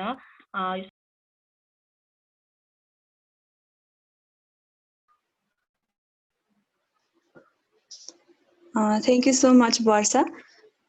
Namaskar सबैलाई। आज International Day of Awareness of Food Loss and Waste 2020 को अवसरमा Youth for Environment, Education and Development Foundation, YFIT Foundation ले अर्गनाइज गरेको यस वेबिनारमा आफ्नो अमूल्य समय छुट्याएर आउनुभएका सम्पूर्ण प्यानलिस्ट, सहभागी पार्टिसिपेन्ट्स तथा हामीलाई फेसबुक लाइभको थ्रुबाट साथ दिनुहुने सम्पूर्णमा म Sonika Paudel, member of board of directors वाइफिट फाउन्डेसन, यस संस्थाको तथा मेरो व्यक्तिगत तर्फबाट धेरै धेरै धन्यवाद दिन चाहन्छु र सबैलाई फेरि पनि आफ्नो तर्फबाट स्वागत गर्न चाहन्छु। र मेरो टेक्निकल प्रब्लमले गर्दा म वेबक्याम अन गर्न सक्दिनँ, सो सरी फर द्याट है। र सबैभन्दा फर्स्टमा जब हामी फुड वेस्टेजको कुरा गर्छौँ, जब हामी नो फुड वेस्टेज को कुरा गर्छौँ, तब हामीले के बुझ्न जरुरी छ भन्दाखेरि फुड प्रोडक्सनको जुन प्रोसेस छ त्यो आफैमा एकदम कम्प्लिकेटेड प्रोसेस छ, किनभने यसले हाम्रो water resource, land resource, forest resource गरेर एकदमै धेरै रिसोर्स कन्जम्सन गरेर चाहिँ हाम्रो फुड प्रड्युस भएको छ। र त्यसमा पनि हामीले 2/3 फुड चाहिँ हाम्रो वेस्ट भएर गइरहेको छ, आइदर सप्लाई चेनमा अथवा चाहिँ हाम्रो कन्जम्सन प्र्याक्टिसेसहरूमा हामीले फ्याँकेर चाहिँ वेस्ट भएर गइरहेको छ। र हामी एउटै अर्थमा बसे पनि there are 2 sides of the same earth, जहाँ चाहिँ वर्ल्डको कुरा गर्दाखेरि 821 मिलियन पिपल चाहिँ उनीहरू भोकमरीको शिकार भइरहेका छन् भने अर्को 1.9 बिलियन पिपल चाहिँ दे आर ओभरवेट। सो हाम्रो फुड सिस्टम चाहिँ हामीले जुन फलो गरिरहेका छौँ त्यसमा चेन्ज ल्याउन एकदम जरुरी छ, किनभने यो एकदमै अलार्मिङ सिचुएसन हो। र कोभिड-19ले गर्दाखेरि चाहिँ यो जुन भोकमरीको समस्या छ त्यो चाहिँ डबल हुन सक्ने चाहिँ प्रिडिक्सन गरेको छ WHO ले। So I think it's a very sensitive issue. र आजको कार्यक्रमको कुरा गर्दाखेरि हाम्रो सबैभन्दा फर्स्टमा म सिलसिला आचार्यजीको कुरासँग सहमत हुन चाहन्छु। उहाँले चाहिँ फुड लसको प्रोडक्सन, डिस्ट्रिब्युसन र कन्जम्सनको एन्डको कन्डिसन लाई चाहिँ एकदमै राम्रोसँग व्याख्या गर्नुभएको थियो। र फुड वेस्टेजलाई कम गर्नको लागि म्यामले HCIमा इनिसिएट गर्नुभएको जुन फाइन सिस्टमको कुरा गर्नुभयो त्यो एकदमै खुसी लाग्यो सुनेर, किनभने त्यो एकदम सानो इनिसिएटिभ भए पनि यसको चाहिँ मानिसको बिहेभियरमा सिग्निफिकेन्ट इफेक्ट हुने गर्छ। र यस्तै सानो सानो कुराहरूले गर्दाखेरि नै इन्डिभिजुअल लेभलबाटै नै चाहिँ क्याम्पेनहरू स्टार्ट हुने भएको हुनाले गर्दा एकदमै खुसी लाग्यो। र म्यामको अर्को कुरालाई पनि म फेरि रिपिट गर्न चाहन्छु, जुन फुड सिस्टमलाई लोकलाइज गर्ने कुरा गर्नुभयो म्यामले, त्यो एकदमै सिग्निफिकेन्ट कुरा छ, किनभने हामीले वर्ल्डको फुड सिस्टमलाई चाहिँ हेर्छौँ, हामीले लोकल लेभलमा चाहिँ त्यति ध्यान दिइरहेको हुँदैनौँ, किनभने हाम्रो लोकल्ली एभाइलेबल फुडहरू जस्तै अब कोदो, फापरहरू, त्यस्तै हाम्रो काफलहरू हुन्छ, अनि त्यसपछि नास्पातीहरू भयो है, यो एकदमै न्युट्रिसनल्ली रिच फुडहरू छ, तर पनि त्यसको राम्रोसँग मार्केटिङ नभएकोले गर्दा राम्रोसँग त्यसलाई चाहिँ प्रोडक्ट हामीले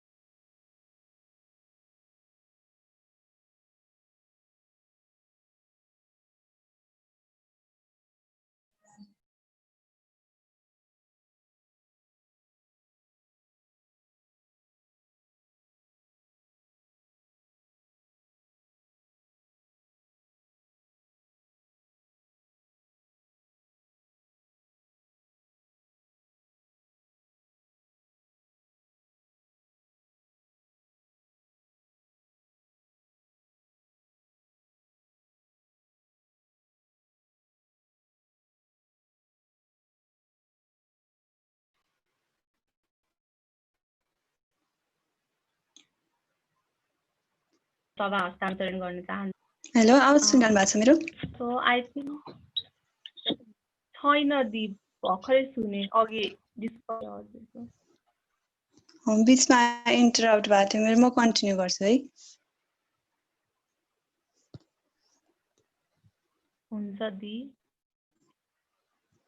ओके, म रेणु म्यामको कुरा गर्दै थिएँ। उहाँले चाहिँ जुन वुमेनको रोलको कुरा गर्नुभयो, सो त्यसमा म एग्री गर्न चाहन्छु, किनभने लोकल लेभलमा चाहिँ एग्रिकल्चर एन्टरप्रेनरहरू महिलाहरू हुनुहुन्छ र प्रोडक्सनमा मात्रै नभएर चाहिँ कन्जम्सनमा पनि, किनभने आफ्नो फ्यामिलीमा खाना पकाउने, फ्यामिलीलाई फिड गर्ने जुन फुड सिस्टम, फ्यामिलीको फुड सिस्टम छ, त्यसमा चाहिँ महिलाकै रोल एकदमै प्रोमिनेन्ट रोल रहेको छ। सो त्यसै गरी हाम्रो प्रकाश जोशीजीले चाहिँ एज अ सेफ आफ्नो वर्क प्लेस हायत रिजेन्सीमा फुड वेस्ट म्यानेजमेन्टको लागि गरिरहनु भएको कामहरूको विषयमा बतासमा चाहिँ फुड वेस्टलाई मिनिमाइज गर्ने र बढी भएको खानाको कसरी व्यवस्थापन गर्ने र त्यसको साथसाथै वेस्टको पनि म्यानेजमेन्ट कसरी गर्ने भनेर एकदमै इन्फर्मेटिभ तरिकाले एकदमै प्रिसाइजली भन्नुभयो र त्यसबाट एकदमै धेरै कुराहरू सिक्न पाइयो। त्यसको लागि पनि धेरै धेरै धन्यवाद छ। र त्यस्तै गरी हाम्रो गिरीश पोखरेलजीले चाहिँ फुड सेफ्टीको कुरा गर्दाखेरि उहाँले इक्वल डिमान्ड र सप्लाई ले चाहिँ फुड सेक्युरिटीमा एकदमै ठुलो रोल प्ले गर्छ भनेर भन्नुभएको थियो। त्यो पोइन्टमा पनि म एग्री गर्न चाहन्छु, किनभने यदि डिमान्ड छैन भने त्यो डिमान्ड छैन भने चाहिँ यदि सप्लाई र डिमान्डको बिचमा सन्तुलन हुन सकेन भने हामीले प्रोडक्सन गरेको फुडहरू पनि मार्केटसम्म पुग्न सक्दैन र त्यो फुड त्यहीँनिरै बिग्रेर जान्छ। र यसमा अब मार्केट सिस्टमको पनि कुरा हुन्छ र यो चाहिँ अहिले नेप्लिज गभर्मेन्टले एकदमै फलो गर्नुपर्ने कुरा छ, स्पेसली पेन्डेमिकको बेलामा, किनभने हामीले कतिपय फार्मरहरूले प्रोडक्सन गर्नुभएको कुराहरू मार्केटसम्म नपुगेर त्यतिकै कुहिएर गएको, त्यतिकै नष्ट भएर गएको देख्न सकिरहेको छौँ। सो डिमान्ड र सप्लाईको कुरा र इफेक्टिभ मार्केटिङ च्यानलको कुरा पनि अहिले एकदमै त्यसलाई चाहिँ फोकस गर्न जरुरी देखिन्छ। र त्यसै गरी सन्देश सुवेदीजीले चाहिँ फुड वेस्ट आफ्नो घरमा कसरी रिड्युस गर्ने, कसरी चाहिँ रियुज गर्ने र त्यसलाई रिसाइकल गर्ने कुराहरूको बारेमा बताएर जानुभयो र एकदमै इफेक्टिभ हामीले घरमै गर्न सकिने हरेक इन्डिभिजुअलले गर्न सक्ने कामहरू जुन हामीलाई अलरेडी थाहा छ, तर त्यो कुराहरूलाई चाहिँ उहाँले फेरि पनि एकचोटि एकदमै राम्रो तरिकाले भनेर जानुभयो। सो आई थिङ्क म के कुराहरू एड गर्न चाहन्छु भन्दाखेरि जब हामीले फुड वेस्टेजको कुरा गर्छौँ र यसलाई मिनिमाइज गर्ने कुरा गर्छौँ, तब हामीले म 6वटा स्टेप वाइज भन्न चाहन्छु। सबैभन्दा फर्स्टमा हुन्छ हामीले कुनै पनि कुरा किन्दाखेरि एकदमै विचार पुर्याएर चाहिने मात्रामा मात्रै किन्नुपर्छ। सो सेकेन्डमा हुन्छ हामीले जब पकाउँदाखेरि त्यसलाई एकदमै केयर गरेर चाहिँ वेस्ट नहोस् भन्ने तरिकाले पकाउन जरुरी छ। हाम्रो प्रकाश जोशीजीले पनि भनिसक्नु भएको छ यसको बारेमा। र त्यस्तै गरी तेस्रो नम्बरमा आउँछ हामीले व्हिटबाट बनेको कुराहरू र जुन मासु हामीले कन्ज्युम गर्छौँ त्यसलाई चाहिँ घटाएर चाहिँ भेजिटेबल्सतिर ध्यान दिन जरुरी छ। त्यस्तै गरी 4 नम्बरमा आउँछ by local foods, locally available फुडको कुरा जुन सिलसिला म्यामले भन्नुभएको जरुरी छ। त्यस्तै 5 नम्बरमा चाहिँ हामीले कति चाहिन्छ त्यति मात्रै सर्भ गर्ने सकेसम्म र त्यति मात्रै हामीले चाहिँ हाम्रो प्लेटमा त्यति मात्रै राख्ने जति हामी खान सक्छौँ।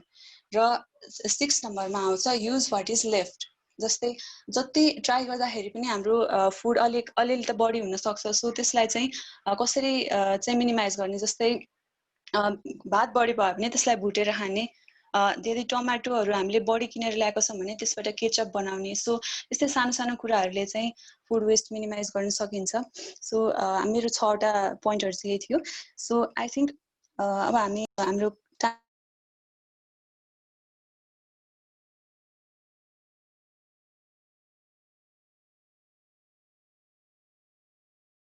यति बेलासम्म हामीलाई साथीहरू बस्नु भएकोमा र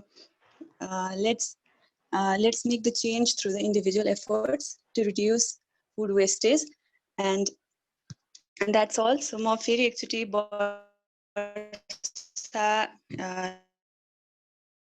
लाई गर्दै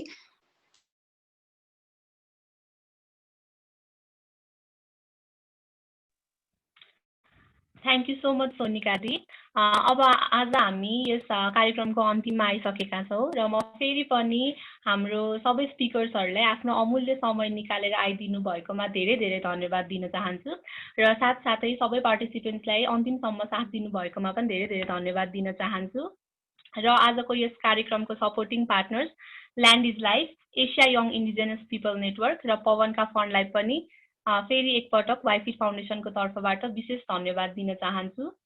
सो अब आज हामी कार्यक्रमको अन्त्यमा आइसकेका छौँ र अरू पार्टिसिपेन्ट्सहरूलाई आगामी दिनहरूमा अझै यस्तै कार्यक्रमहरू जोइन गर्न मन लाग्छ भने वाइफिट फाउन्डेसनलाई सोसियल मिडियामा फलो पनि गर्न सक्नुहुन्छ। So thank you. Thank you, Barsha. Thank you to all the panelists and participants. Thank you. Bye.